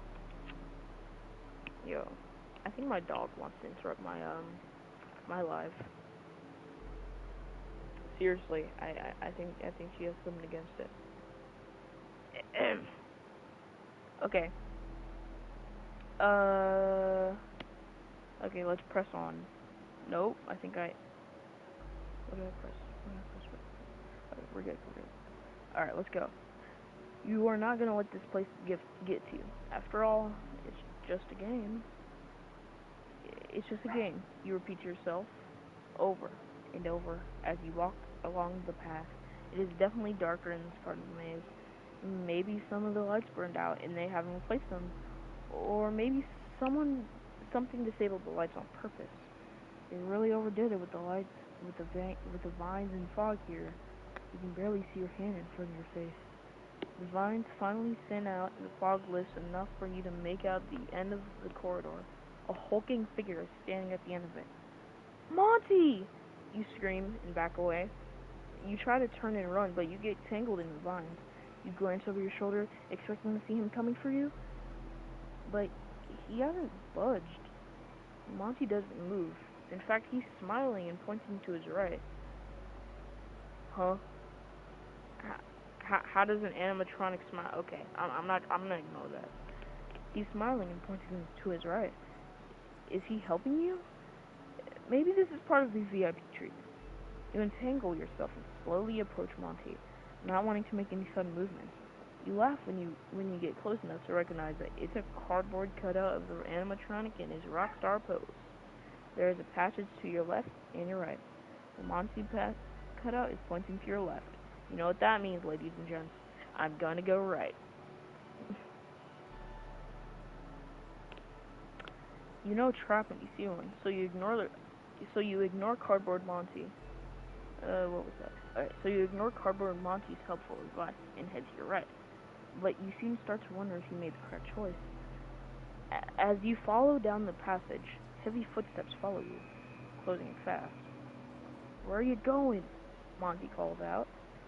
You reach an intersection and make a right, hurrying along and hoping you've thrown Monty off your trail. You reach another split path, but his growling comes from your right, so you turn left, and so it goes on and on. You are being hunted. You're hopelessly lost, and it's only a matter of time before Monty catches up to you. "VIP, help." "Oh, so now you remember me," he says loudly. "Shh." You turn the volume down on the gamepad, and you press yourself against the wall. Heavy breathing is audible on the other side. "Oh no." "Listen closely and follow my directions at once," VIP says more softly. "I will lead you back to the entrance, so just go slowly and quietly so Monty does not get you first. Can I trust you?" You want to ask him instead? "Devin, I want this game to go on for a long time, so it's in your best interest to trust me, and in the best interest of your brother." A photo of your brother appears on screen. You know that face. He's been crying. "Oh no, VIP, what have you done to my brother?" No! Okay. Let's keep going. We gotta save Ike.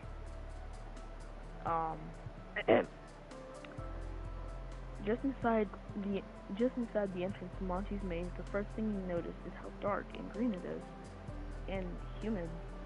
Sweat starts pouring down your face, and the air is stale and heavy.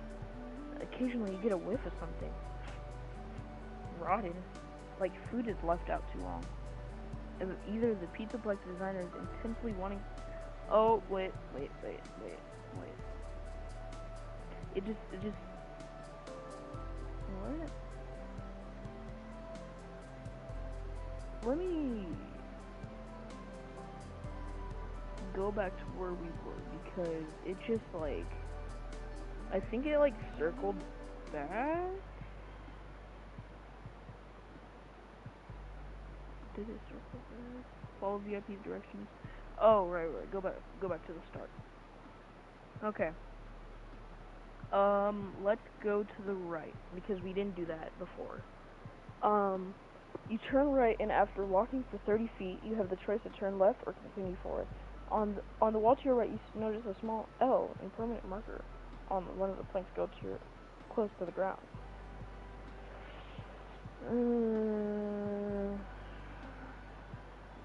Go forward.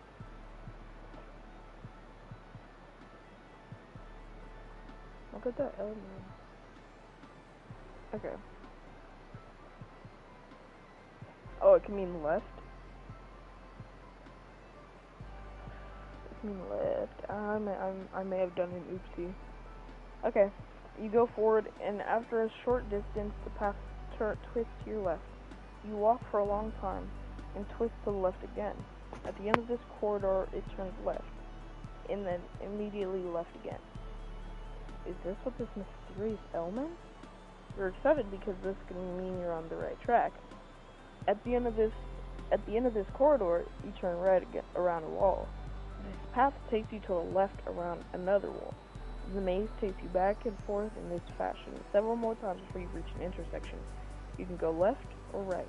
On the wall in front of you, there's a small L in permanent marker close to the ground. Let's go left then. You go left, and Actually, no. Let's rewind it. Okay.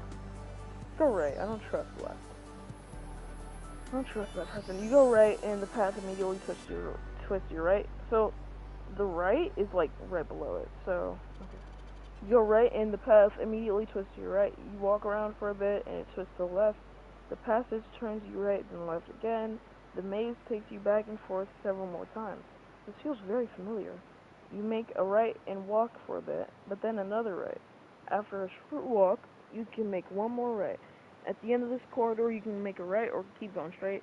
On the wall to your left, you notice a small L in permanent marker to the planks close to the ground. You are pretty sure you have leaped right back to your start, and if you're correct, you will go forward and you'll be back at the entrance of the maze. Yep, we went backwards. Darn. Okay, let's keep going. L, go forward. Close to the ground. Let's go left. Okay, let's go left. You go forward, and after a short distance, your path twists to the left. You walk for a long time, and it twists to the left again. At the end of this corridor, it twists left, and then immediately left again. Is this what the mysterious element? Okay. Let's go to the left. That's where we went before. I mean, no, that's where we didn't go before. Let's go left. Okay. You go left, and after a short distance, the path twists to your left. You walk for a long time, and it twists to the left again. At the end of the corridor, it twists left, and then immediately left again. It seems so familiar, you think? There will be a right, then a left. Yep. Okay, so I'm back at the entrance again. Okay, so I don't go there, right? So let's go right, and then let's go left. Towards your left. Go right. You turn right. Several more times, once you know. Okay, I'm back at the entrance. I knew it. Go right. Okay, we're back at the entrance, by the way. Let's go forward. Let's go left. Let's go. Shoot, I'm back at the entrance. Shoot.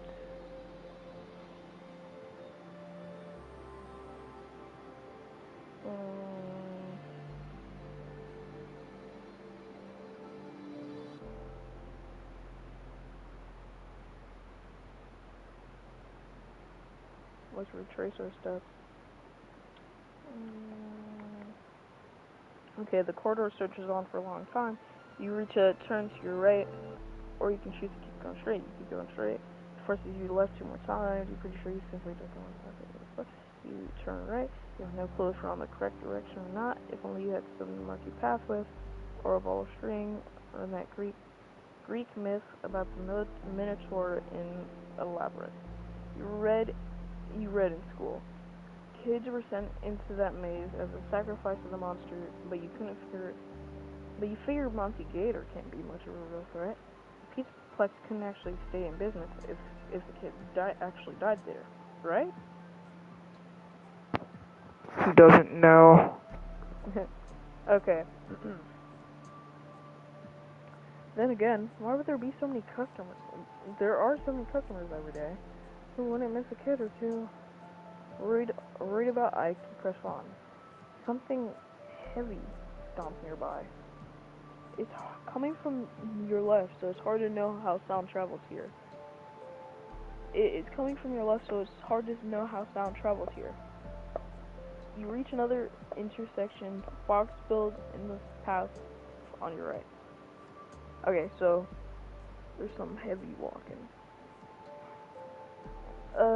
Let's go.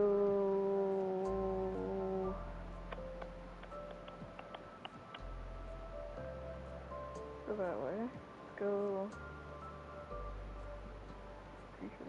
Let's go forward.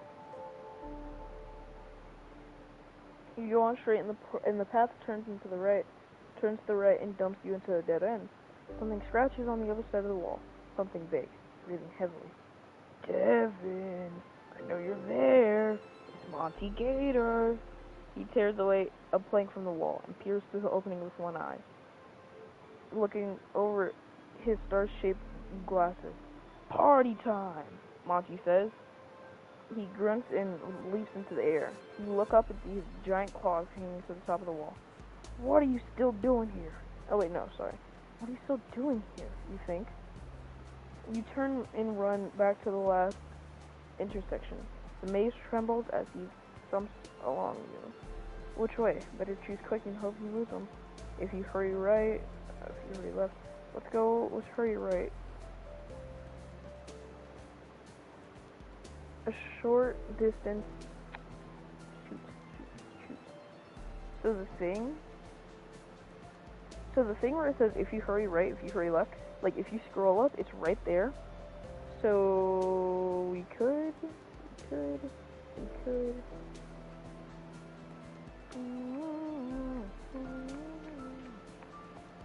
Alright, a short distance down the path, just another intersection, stop. Short in time, Monty is standing on your left. The punk-haired animatronic is massive and muscular. His yellow and green segmented tail swishes from side to side as he looks around. Fortunately, he's facing away from you. Peering down the other corridor, but he could turn around and fight you at any moment. You can run, but you can't hide, Devin. He noticed me? You think, knowing that he is specifically hunting for you in the maze makes him seem more threatening. That and the wicked sharp claws on his hand. There won't be any slipping by on the left unless you have something to distract him with. You'd think you'd be able to sneak off to the right before he turns around. Or maybe you should just wait and hope he moves on without noticing you. You wait for Monty to leave, tabs last touch here. Let's wait for him to leave. Monty is close enough, you can hear him breathing. It sounds like aggressive snoring, loud and guttural, almost a growl. He stands there for a long time, listening and breathing, while you try to hold still. Can animatronics smell? You think his alligator snout is painted on, just like the black spots on his green skin and purple gloves. You realize that all animatronics aren't really wearing clothes, and almost giggle. You cover your mouth with one hand and hold your breath. You are certain that animatronics can hear you perfectly well. Finally, Monty moves on. Down the left passage. You wait until you can't feel the vibration of his heavy footsteps anymore, allowing yourself to breathe again. If you go left, you'll be following Monty. You like the idea of stalking him. From a safe distance. Nobody knows his maze better, so he might lead you to an exit. But you also like the idea of putting yourself... let's stalk Monty. Yeah, that seems like a good idea. We're so smart. You trudge along, wondering if you will ever find the exit. You encounter a path leading off to the right, but you remember the maze's tricks. You peek around the corner and see it leads back to the one you're already on. You move forward. Another choice. To your left. You explore... Oh, that voice cracked. You explore and see that it's a dead end. You turn back and hurry, worrying Monty is about to corner you. There are scratches along the walls. Here, and shredded candy wrappers litter the floor. Then you reach your first forked intersection. 3 corridors in front of you, moving forward. You sigh and ask, "What do you think, VIP?" VIP has been dozing on the screen, pretending to. He makes a big show of waking up and blinks to you. "I think this attraction does not have as much replay value.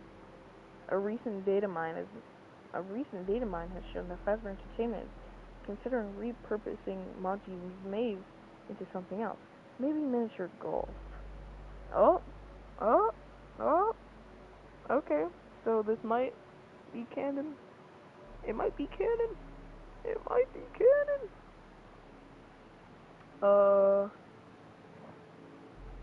5 laps at Freddy's trailer. What? Excuse me? Oh, I'm sorry. I just saw a notification that said the 5 laps at Freddy's trailer. What? Excuse me? Scott Games, what you cooking up? Oh, wow. Wow. If you head over to the Scott Games Twitter, you can see the mold for Toy Chica. Wow. Okay. That's insane.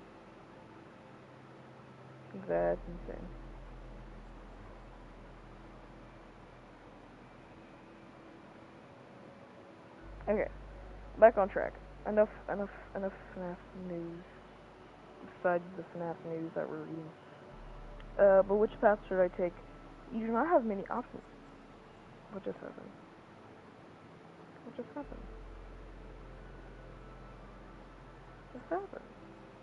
Okay. You do not have many options left. You choose the leftmost corridor. You do not have many options left. Oh, I get it. You do not have many options left, he says. You choose the leftmost corridor and rush through it. At the end is a green door marked an exit. The Monty is guarding it. There you are! He leaps and lands right in front of you. He draws his clawed hand back and offers his hand to you. When you stop quivering, you shake his gargantuan hand. Rock and roll! You win! At 300 points your score, times 10, that's 3,000, which means we have 4,000 points.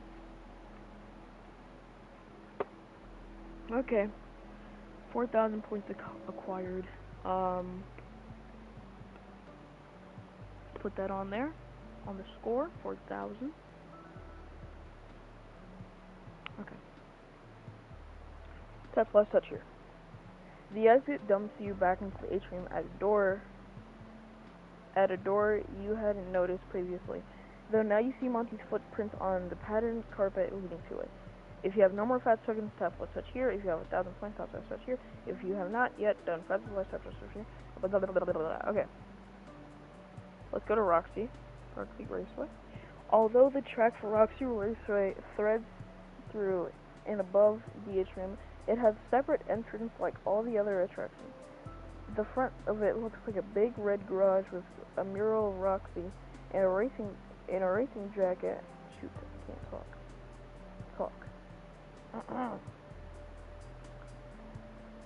Okay.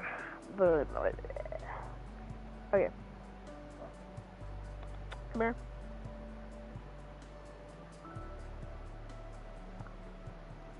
Okay.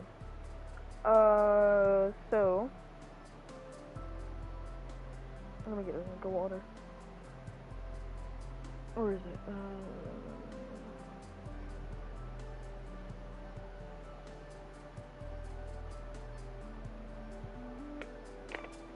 I got it.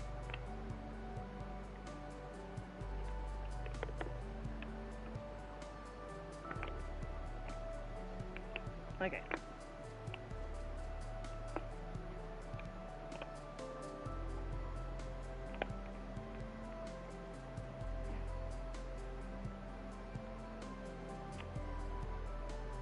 Okay. La la la la la la la. Okay. Let's do it. Okay. Back to it. Her voice plays over the speaker. Hi, I'm Roxanne Wolf. If you're looking for a high-speed motor mayhem, Roxy Raceway is the place to be. Sign up today and be a winner. Nobody likes a loser. Harsh, Roxy, you think? You can't afford to lose today. I was counting on you. A black man in a, a black man in a piece of flex uniform takes your fast token. Ever race here before? You shake your head. Okay, here are the rules. He says, rule number 1, go fast, not too fast. You're scored on lap time, not position. Avoid contact with walls and other go-karts. Brake before turns. Let faster drivers pass. Keep hands and feet inside the go-kart at all times. Drive smoothly. Only use one pedal at a time. Rule number 2, don't damage the go-kart. Just kidding. Rule number 2, just kidding. Rule number 2 is have fun. But seriously, don't damage anything. You want to hear the rules again. You shake your head. Also, you can't take that gamepad into the go-kart. Leave it in the pit area and collect it after your race. Remove one token from your inventory. Okay. Into the pit. Okay. So go into the pit. Which a lot of y'all will be doing on the 8th. Okay, we'll take off 1 token. So we have 3 tokens right now.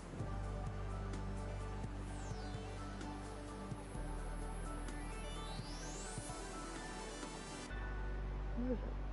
What the freak? What the freak? Come on. Come on, work.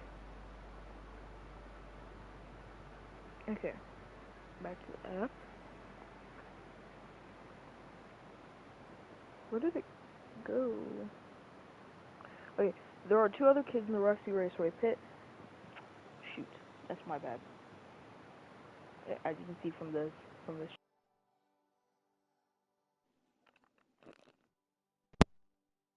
It's good now? Hello? Testing.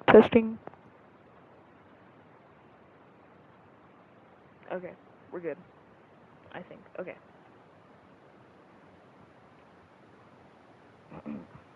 My bad. There are 2 other kids in the Roxy Raceway pit area, putting on silver helmets with green stripes down the center and gray wolf ears. You grab one for yourself and put down your gamepad. Since you have not been to Roxy Raceway before, it will be wise for you to listen to my go-karting tips, VIP says. He drives back and forth across the screen in a cartoon go-kart, and a cartoon cart from the ads all over the pizza flex. You heard the guy at the door. I'm not allowed to bring you in with me. Rules are rules. Yes, rules are rules. Okay, let's try to sneak VIP onto the go-kart. I'm not leaving you behind. You strap on your helmet and pick up the gamepad. VIP looks genuinely touched. Thank you. You will not regret it.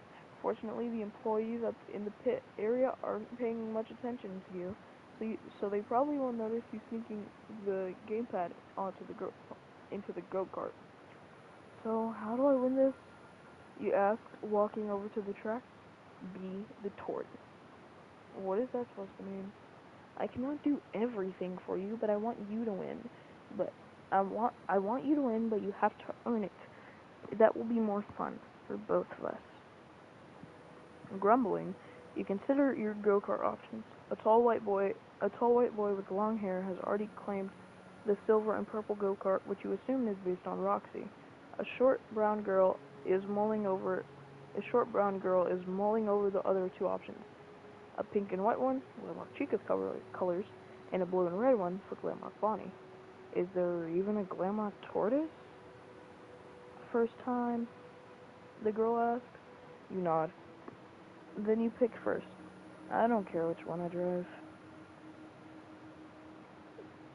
Oh, wait. Then you pick first. I don't care which one I drive. Thanks. In the first row, the Chica go-kart.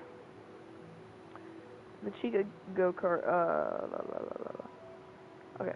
In the first row, the Chica go-kart is in first place. The Bonnie go-kart is in second row. Is in the second row in second place.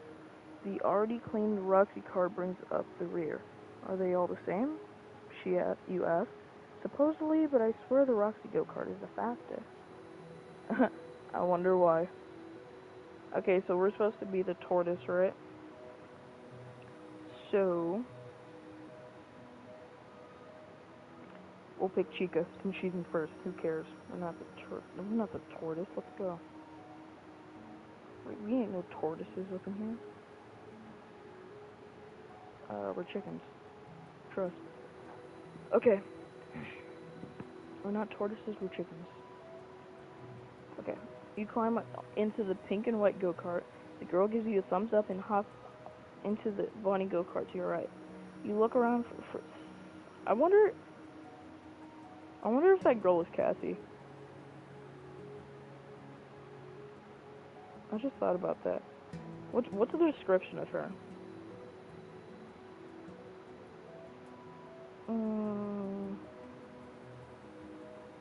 A short brown girl is mulling over. Okay. Relatively, Cassie is probably as tall as Gregory. I think he's pretty short. This might be Cassie. I don't know. If we win and then she's like, hey, what's your name, pal? And then and we're like, by the way, what's your name? And then she's like, Cassie. I'm a freak out. Okay. You climb into the pink and white go-kart. The girl gives you a thumbs up and hops into the Bonnie go-kart to your right. You look around for some place to stow the gamepad and are surprised to see a mount for it in the dashboard.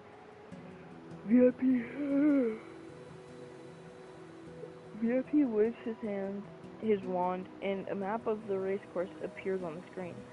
Since you only have one chance to win this game, this should give you a small advantage.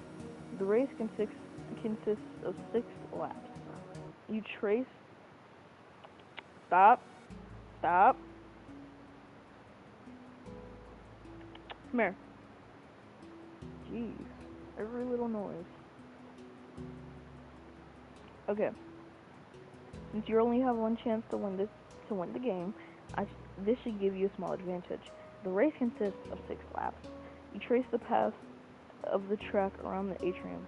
It has several hairpin turns and even crosses over the space a couple times. Is it safe to go over the atrium like that? You ask. We have not had any incidents yet, VIP says. These race cars are thoroughly tested, however. Roxanne Wolf's voice echoes overhead. On your mark. Get set. Go! A green light flashes and you hit the accelerator. It's strange driving so low to the ground, and 25 miles an hour is faster than you expected. You take it easy on the first lap to get a feel for the controls. Your opponents quickly zoom out of sight while you're learning how to turn without crashing. You notice the turbo button on the console. Maybe you should use it to make up time on the second lap? Nope, not yet.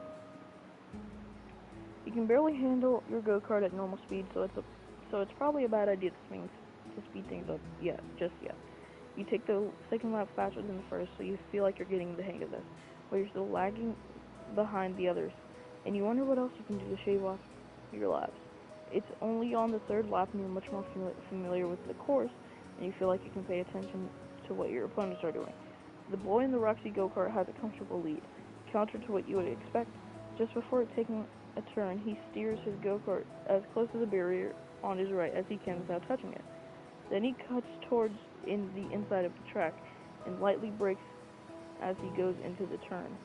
He ends up going wide again, traveling across the entire track and comes out of it. In contrast, the girl in the Bonnie go-kart does what you've been trying to do. Cut close corners as fast as possible, braking in the turn. She's a shorter distance to travel and must be faster. Since it's a shorter distance to travel, she must be faster. This approach seems to work for her. She's only slightly behind the first racer. You just need to nail the timing and trajectory. If you try going wider on the turns, if you keep taking corners fast, let's take corners fast. Do that. You've played enough go-kart racing video games and seen enough action movies to see that the best drivers always use drift around corners. You have no idea how to pull that off in real-life go-kart, but your opponents aren't doing it, so you might have an edge if you master it. You spent the next lap experimenting at each corner, taking them tighter and tighter. You nearly lose control of your go-kart a few times, but eventually you figure it out. By taking the corner close and then letting up on the throttle and turning the steering wheel just right, you're able to slide into those hairpin turns like the pros. Some people in the atrium are watching the race, and they clap as you drift through another turn. The funny thing is, it doesn't feel like you're taking those corners any faster than before. In fact, your laps are getting longer. Drifting looks cool, and maybe there's a good reason why nobody else does it. Why nobody else is doing it. You drive around the track more slowly, focusing on learning how to handle your go-kart better. When to start braking just before the turn, and not when you're already in it. Where to aim for each turn, and how to take advantage of the entire track. When you aren't worried about being faster than your opponents, it's actually enjoyable to coast along past the Cascade, Monty's Maze, and Bonnie Bowl. To your surprise, when you cross the finish line, you ended up in second place, even though you were third across the finish line. It's not about who's the fastest, VIP says. It's about how fast you complete each lap. And you steadily improved each time. Well done. Your fellow racers come over and shake your hand. Wasn't that fun? The girl asked. It was, you say. That's all that matters. She said. She smiled. You wonder if she threw the race so you could play second. A little kindness goes a long way. You'd already been planning to treat Ike better when you free him from VIP. When you free him from VIP, but you could try harder to be a better person in general and try to help others more. Not bad for your first race, the boy said. You'll do better next time. If there is a next time. He plays a dramatic sting. Dun dun dun! Add 100 points to your score. Okay, you heard me. Do it now. Okay. And then multiply that times 10, so we have 5,000 pennies. Please deposit 5 coins.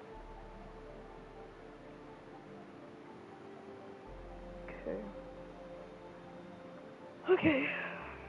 We are running low on Faz tokens, but we're okay. We're fine. You know, everything's good. We are going to keep going. I'm gonna keep going. Let's go to Fazzer Blast. Fazzer Blast, yeah. Finally! The number one thing you've always wanted to do at the Mega Pizzaplex is play the laser tag game Fazzer Blast. You hurry up to the Pizzaplex employee standing by the elevator to the attraction and hand over a precious Faz token. I'm sorry, but Fazzer Blast is closed for a special event, the white woman says. She has a silver hair tied back in a ponytail with a green streak in front, just like Roxanne Wolf. Working there must be her dream job if she's that big a fan of Roxy. Even her fingernails are painted green. But shouldn't she be over by the Roxy Raceway? Maybe Roxy was too jealous to have her around. I was really looking forward to playing, though, you say. Unless your name is Devin, I can't let you in. Weird. My name is Devin. Sure it is. She smiles and hands you back your fast token. Here's my VIP pass. You offer the playing card to her. The woman takes your pass and scans it. Oh, you are Devin. Go right on and wait up in the lobby. They're holding a special event for me? You're serious? She plucks the fast token out of her hand. Deadly serious, she says with a... Excuse me? Deadly serious, she said with a straight face and somber tone. Welcome to Freddy Fazbear's Blast Challenge. The elevators ding open. You step inside and right up to the second level. Remove one fast token from your inventory. So now we have 2 tokens. We're doing good. Okay.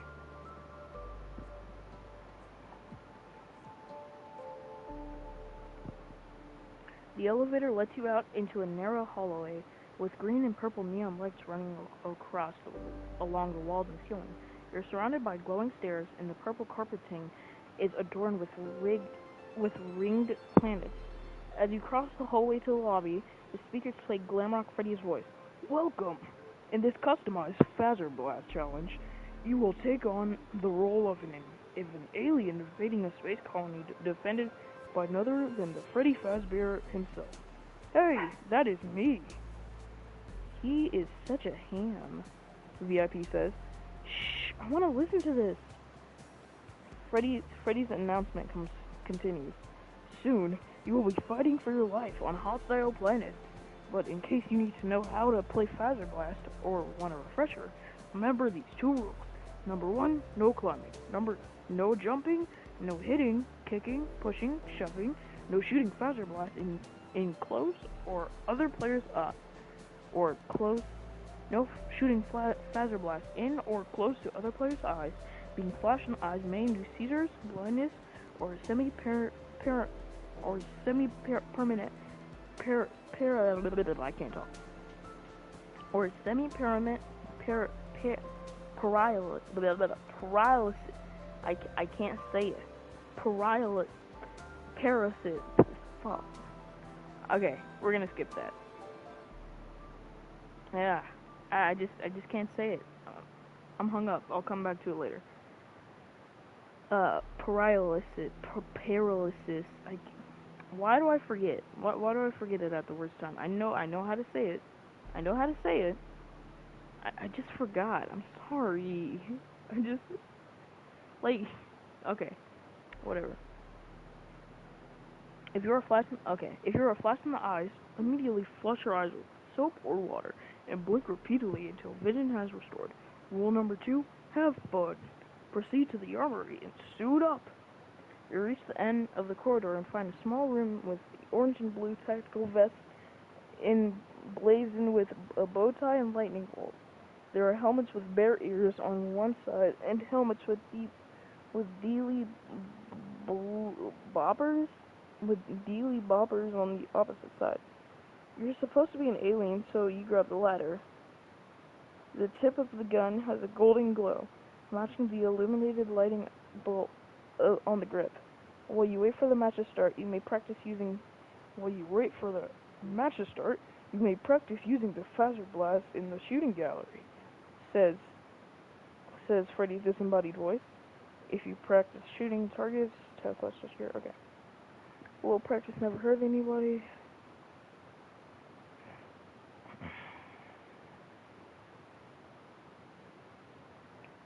Okay. You head over to the gallery where a video screen shows a septitone diorama of a party room with tables and a stage. The tables are covered with wrapped birthday presents in cone-shaped hats, while classic Freddy Fazbear and Bonnie the Bunny animatronics perform on a small stage in the back. You practice shooting green and white bullseye targets that pop up throughout the room and zap green balloons floating across it. A counter in the corner of the screen shows the number of objects you hit and miss. As you play, your accuracy Your accuracy slowly improves to 98%. You are pretty good at that, VIP says. But this is just a game. The real thing will be much more intense. Isn't this all just a game? Perhaps, VIP says. Music begins to play. It sounds familiar, but you can't quite catch it. Oh, no way. That's funny. Okay. VIP, what is that song? It is a Toreador song, often known as the Toreador March, composed by George Bizine in 1875 for the French opera Carmen. Why is it playing? You ask. Freddy is here. VIP runs off the screen. What the? Ugh! That's creepy. Is it? Like, I thought that only FNAF 1 Freddy plays I don't know.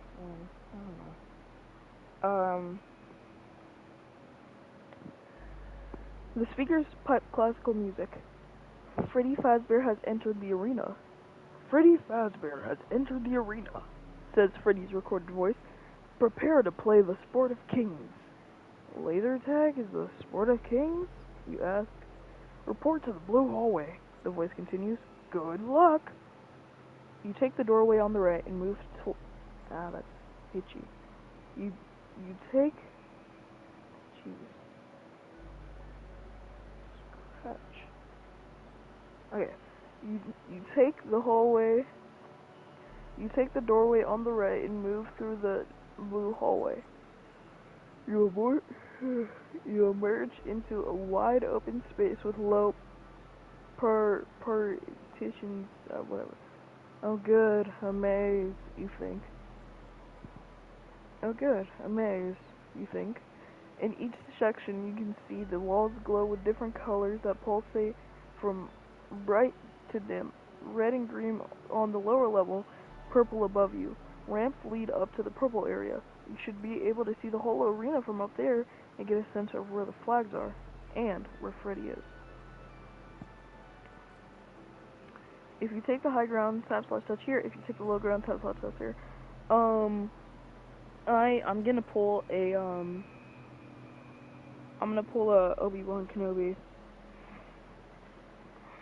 I have the high ground. Freddy underestimates my power. Okay, from the purple area on the upper level of the arena, you can clearly see two of the flags you need to capture below. One in the red section and one in the green. Freddy has already claimed the green flag and is lingering nearby to defend it. The third flag must be in the purple section. Up here, and it seems like the easiest target. If you go for the purple flag, let's go for the purple flag. You move swiftly and silently through the purple arena until you discover the purple flag. Then you scout out an escape route and practice it a couple of times before you press the button to capture the flag. The alert sounds summoning Freddy. Blue team has captured the purple flag. Defend! But instead of defending this flag, you follow your pre-planned escape route back down to the lower level. You make your way over to where you saw the red flag. You wait and listening, scanning the environment around and waiting for the slightest sign of movement. Then you swoop in and smack the button to capture the flag. Blue team has captured the red flag. Defend your station. That should keep him busy, you think. Bolting for the green flag, you duck behind the podium and try to make yourself as small as possible. Freddy runs into the clearing behind you. If you did target in the practice armory, tap/touch here. If you did not, tap/touch here. Okay. I did. So, you lean out from behind the podium and smack the button to claim the green flag. At the same time, you fire your flasher blaster at the target on Freddy's chest. Bullseye. Sparks fly from Freddy's vest. You get ready for some kind of tantrum or disappointment, but Freddy smiles. You win, superstar, he says. You exercise great strategy and skill, practicing and planning ahead. Are you sure you have not played Phaser Blast before? You nod your head. I hope we can play together again sometime. But I know you have other things to do for today's visit.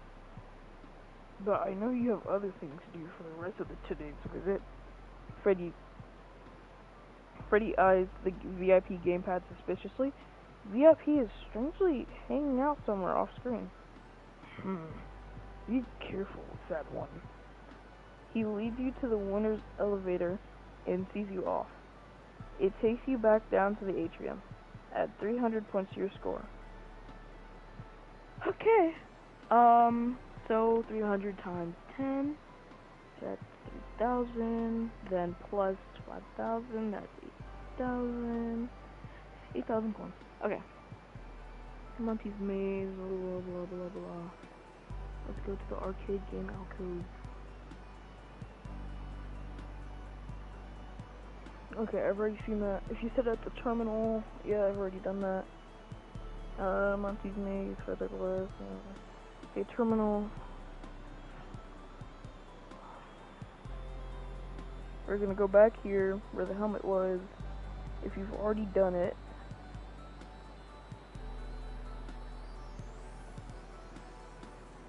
Start.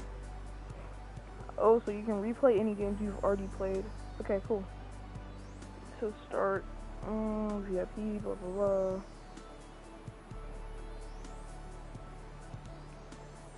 This is your second time around. Double MOE special conditions are in effect. Multiply any new points that you acquire by 100. Whoa. Okay. Yes. Yes. Yes. Just yes. Let's go to the Fazcade again. Inside the Fazcade. Let's play Chica's Candy Crane.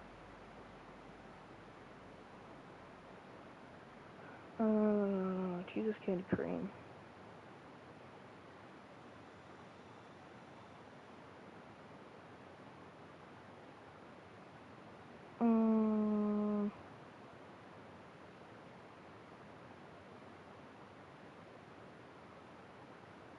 Okay.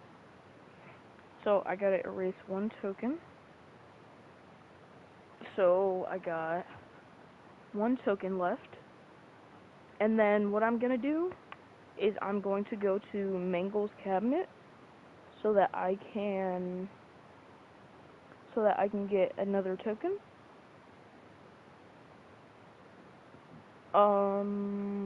Okay. So then we have 100 points. So 100 times 100 is 10,000.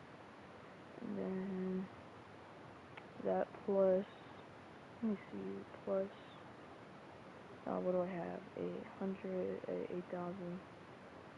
That's 180,000. Okay, add a 1. Stop. Return to the atrium. Okay, blah blah blah blah blah. Okay, Fazcade atrium. Explore the atrium. Your best option. Where do you go? Where do you go to? Okay. Oh, wait, I can investigate the display thing. Oh, I can buy a balloon. Okay.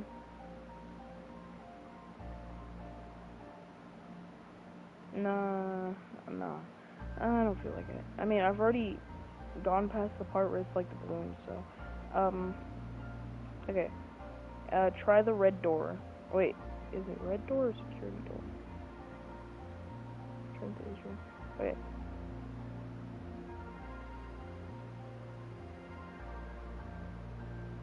So whenever you collect 100,000 points, yikers.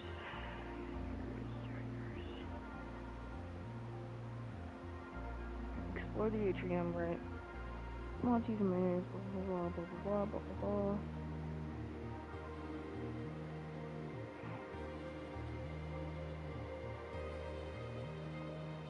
Where's the part where it's like, okay, you at least have 100,000 points. Okay. You may tap or touch there. If you try the red door.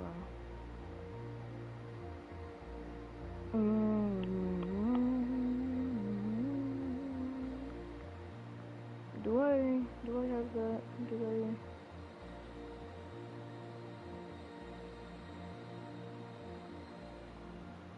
Okay, I think I do. Okay, so 100,000 points. Okay. A VIP. I did it. I have a thousand points. Impossible. Surely, you knew how many points I've been collecting. Don't you know everything? VIP. Wait, is it 1,000 or 100,000? Okay. Whatever.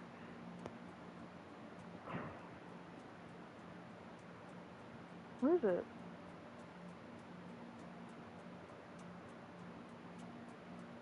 Okay, if I collect 1,000 points, okay. Hey VIP, I did it. I have 1,000 points. Impossible, he says. Surely you knew how many points I've been collecting. Don't you know everything? VIP turns red and begins stomping around the screen. Sparks and fire spew from his magic wand. I do not know how you did this. You must have cheated somehow. But you were there with me the whole time. The VIP calms down. I apologize. I was just having such a good time with you. I did not want our time to end together. You're starting to get nervous. I would like to see my brother now, VIP. Please. And of course, a deal is a deal. Take me to the center of the atrium. You carry out the gamepad over to the play area in the middle of the atrium. The pizza box is closing soon, and people are streaming towards the exit, looking exhausted but happy. VIP makes a complicated gesture in the air with his magic wand that you're pretty sure is all just for show. And the door to the photo booth pops open. Ike comes tearing out and makes a beeline for you. Hey, buddy. You kneel and wrap him in your arms. Ike snuggles up against you. He does give good snuggles, you admit. I'm sorry, bro. It's okay, Ike says. He gives you a fistful of photo strips from the booth. You flip through them. In the first photos, he looks happy, making goofy expressions. Then he's red-faced and crying. As the images progress, they become a self-portrait of abject misery. I knew you would get me out. Let's not show all these to Mom, you say. Can we go home now? 100%. You walk the gamepad back to the checkout desk. You can't wait to get rid of VIP once and for all. This was everything I hoped it would be, VIP says. I hope tomorrow is just as perfect. You stop in your tracks. Tomorrow? You think you were the only one to get a VIP invitation? Kind of. I mailed dozens of them. I can do this every day. Just think of it. So much fun to be had. Oh no, what have I done? What can I do? You fear you have no choice but to get as far away from here as possible with your little brother and never return. You realize even if you wanted your friends not to come back, they wouldn't listen. Now you have an idea what it's like to be VIP, full of knowledge, but no one to share it with. You hand the gamepad back to the Pizzaplex employee without meeting their eyes. How was your visit? They ask. Very informative. The end? Question mark? I wonder if that's a canon ending.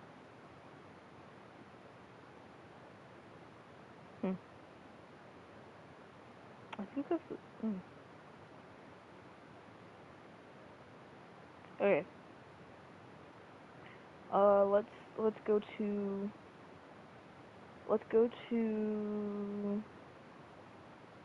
let's do some things just to find stuff out, cause I really don't feel like doing this properly. I'm sorry, Scott, but I am not gonna do this. 100,000. I'm not gonna get 100,000 points just to do this. I'm not gonna replay these stories over and over. It's like VIP said, these games don't really have a replay value.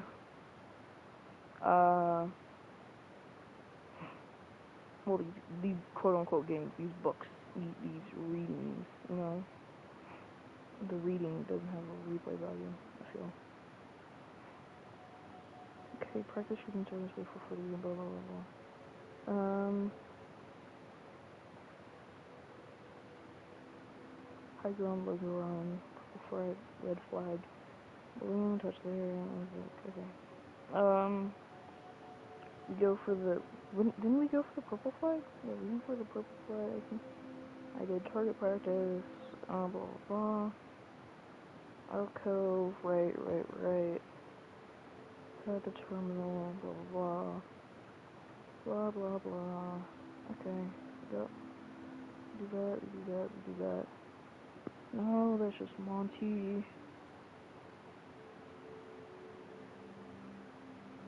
Sit at the terminal.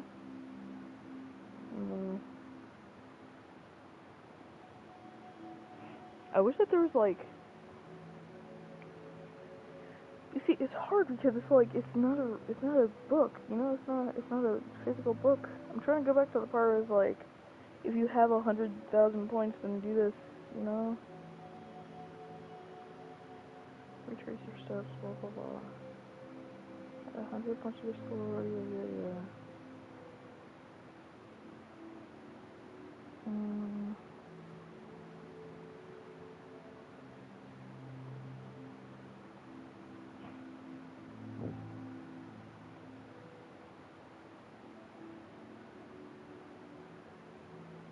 Come on, VIP.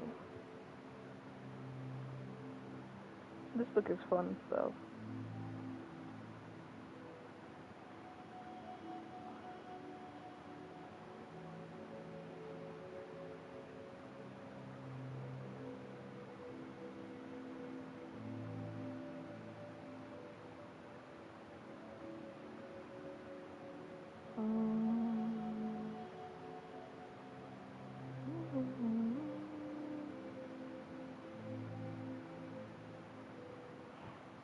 Where is it? Okay.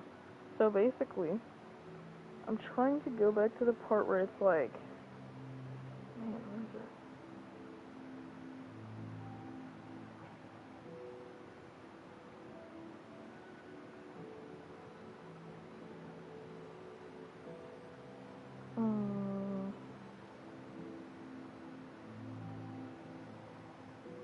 Where is it? Okay, find it. Please. Okay, let's go back to the part where we abandon Ike.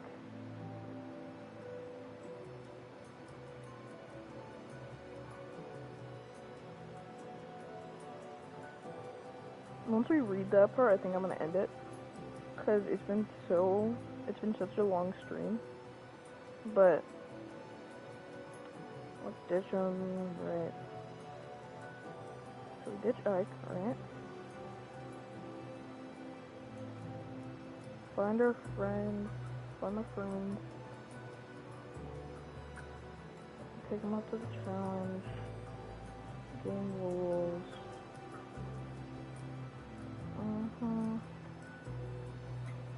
This is collected.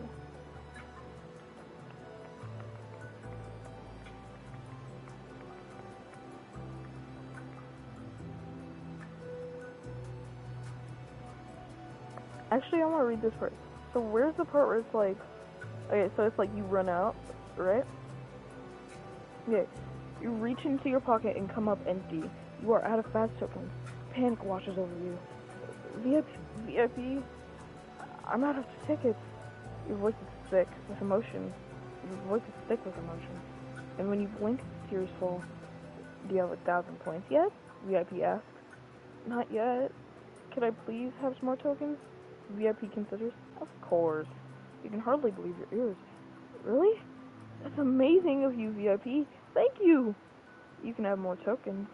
Tomorrow. You swallow. What do you mean? Since you played along so well today, I will give you another chance to win my challenge tomorrow. But what about Ike? He can't last until then. I hope you are wrong. Until his sake. What will I tell our mother? Oh, you cannot leave either. We would not want you trying to bring help back to the Pizzaplex. Now, if you leave or call anyone for help, you will never find Ike. I can show you somewhere to hide until morning. Until you beat me, you and your brother will just be another pair of mysteriously missing kids. It will not be the first time, and dare I say, it will not be the last. Game over. Wow, that's a depressing ending. Okay, that's not the ending that we got though, so,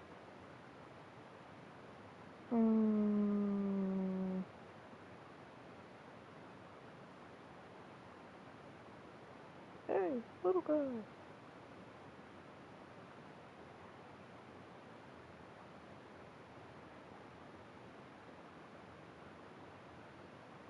Okay, I'm gonna go away. I'm gonna head towards Bonnie Boy. I'm gonna bring in Ike. Talk to my friends. Talk to my friends. Talk to my friends.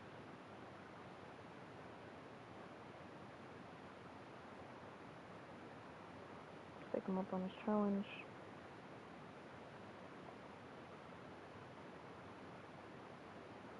Review these rules. Okay.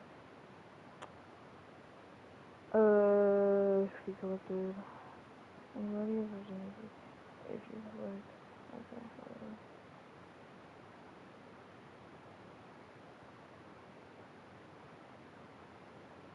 Okay, 100,000 points. Right here. You stand outside the VIP greeting rooms. Nondescript door and bang on it with a fist. Little pig, let me in. Do you already have... oh, let me redo that. Do you already have 100,000 points already? VIP asks on your gamepad. Why is he so nervous? I sure do. And there is no need to huff and puff, he thought. A deal is a deal. He walks off the gamepad screen and unlocks the door. You're in a server... shoot. You're in a server closet with racks of computer hard drives, blinking and clicking and flashing and whirring. In the center of it all, a large screen hovers with VIP's face on it. So pigs do fly, you think? Is this some kind of Wizard of Oz thing? What do you want? VIP's little rotors buzz, and he pulls up and away from you, buzzing against the machine banks at the back of the small room. I wanted to meet you in person, or whatever this is. Thank you for a fun day, Devin. I will let Ike go now. Of course. I bet you will. And this ends. You won't ever do this again. Yes, I promise. Your piggy promise doesn't mean anything to me, you say. Please don't hurt me, VIP wails. His screen spins and weaves around the room. You shut the door behind you before he can escape. Taps last touch here. You aren't sure how to end this. There's no keyboard in here, not that you know anything about computer programs. Maybe you can go get something to smash VIP's screen with, but you've seen him on all the other screens with Pizzaplex. It would be no more effective than destroying his gamepad. You glance down at the gamepad and you see another VIP, while he's still frantically flailing around your head. If you don't do something soon, hold on. If you don't, let me get it. If you don't do something soon, he'll probably start to attack you. And there's only one Devin. The small VIP on the gamepad takes a step and somehow duplicates himself. It's starting to become pigception in here. Oh, you realize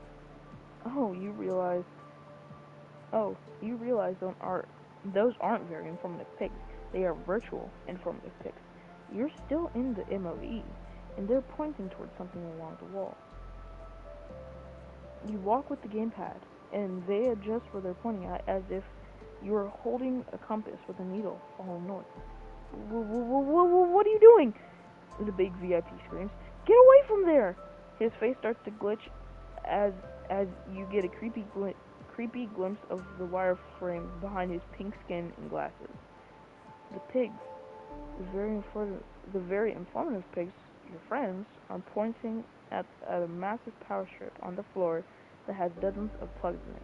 A tangle of cables. You snap your fingers. Snap. That's terrible. Snap. You see, I can't do it loudly because I'm on the spot. There we go. You snap your fingers. Of course, you trace the main power plug to a wall outlet. This won't erase you. This won't erase you? You whisper to the very informative pigs. We don't know, they say, and they seem delighted at the prospect of not knowing something. If we're part of the simulation, we may be running in a separate program, one of them says. The pig brother is also a part of the simulation. They confer with each other. Then they looked up. Everything is connected. What happens here will affect the real world. You nod. Well, thank you. Well then, thank you. And goodbye. You hope that you won't meet any digital swine ever again. You yank at the plug. Stop! The big VIP screen wheels. The big VIP screen wheels towards you. Before it can knock you away, the plug comes free. The outlet sparks and sizzles like bacon in a frying pan. The flying screen drops and cracks on the tilted floor, on the tiled floor. Snow dances across it, and the gamepad screen. It's over, you say. Then the world around you starts to deteriorate too. You reach up and tear off the MOE headset. Around you, everything is chaos in the atrium. Every system seems to be down. Every screen is dark. Everything is connected. People scream and run for the exits. You wonder if the animatronics have been affected by the forced system shutdown. The photo booth door opens and Ike comes running out. He stands still in all the commotion, looking around in fear. You hurry over to him. Ike! You grab him in your arms, and Ike sobs. I'm sorry. Let's go home. No, you say it. I'm sorry. Never mind. I'm sorry. Let's go home, Ike says. I have to do one more thing, you say. On your way out of the Pizzaplex, likely for the last time, you stop at the security office and tell the gray-haired white guy about the thing that happened in there. The guard listens. The guard listened closely, nodding and taking notes.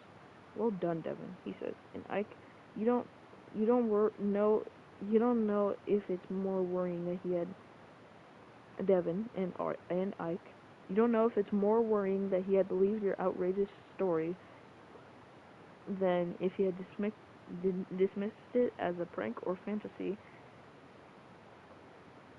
I always thought that pig might be trouble. He was very intrusive. You couldn't agree more. Don't worry, Fazbear Entertainment will make this all go away like it never happened, he says. Especially includes VIP. This will be our little secret, huh? Okay. I don't think anybody else will believe me anyway. You look at Ike, especially Mom. Right, bro? Ike nods. When she asks how her day was, I'll just say it was very informative. And that's the truth. The end. I feel like that's the canon story. It has like a bunch of asterisks around it. It has 3 asterisks at the beginning of the end, and 3 asterisks at the 4 asterisks at the beginning and end of the end. So I don't know, and it's like at the very end of the story. Huh. And now it says, now that you've had the VIP experience, don't miss Five Nights at Freddy's, an interactive novel, the week before. That was fun. I wonder if we got, obviously I don't think we got everything, but I wonder if we got most. I hope we hit most boxes. That was fun. That was interesting. Time consuming for sure.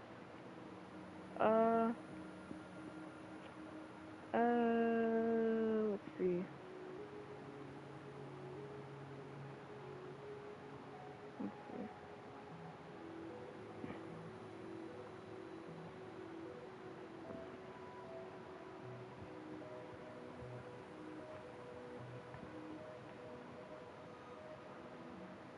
Okay, so we've been reading this for 2 hours, 40 minutes. This is very, very, very interesting. We've got some very interesting lore, interesting implications. It's kind of strange with, it's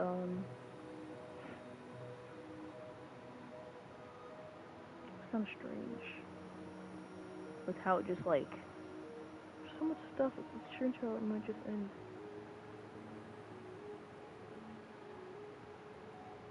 I don't know. Okay.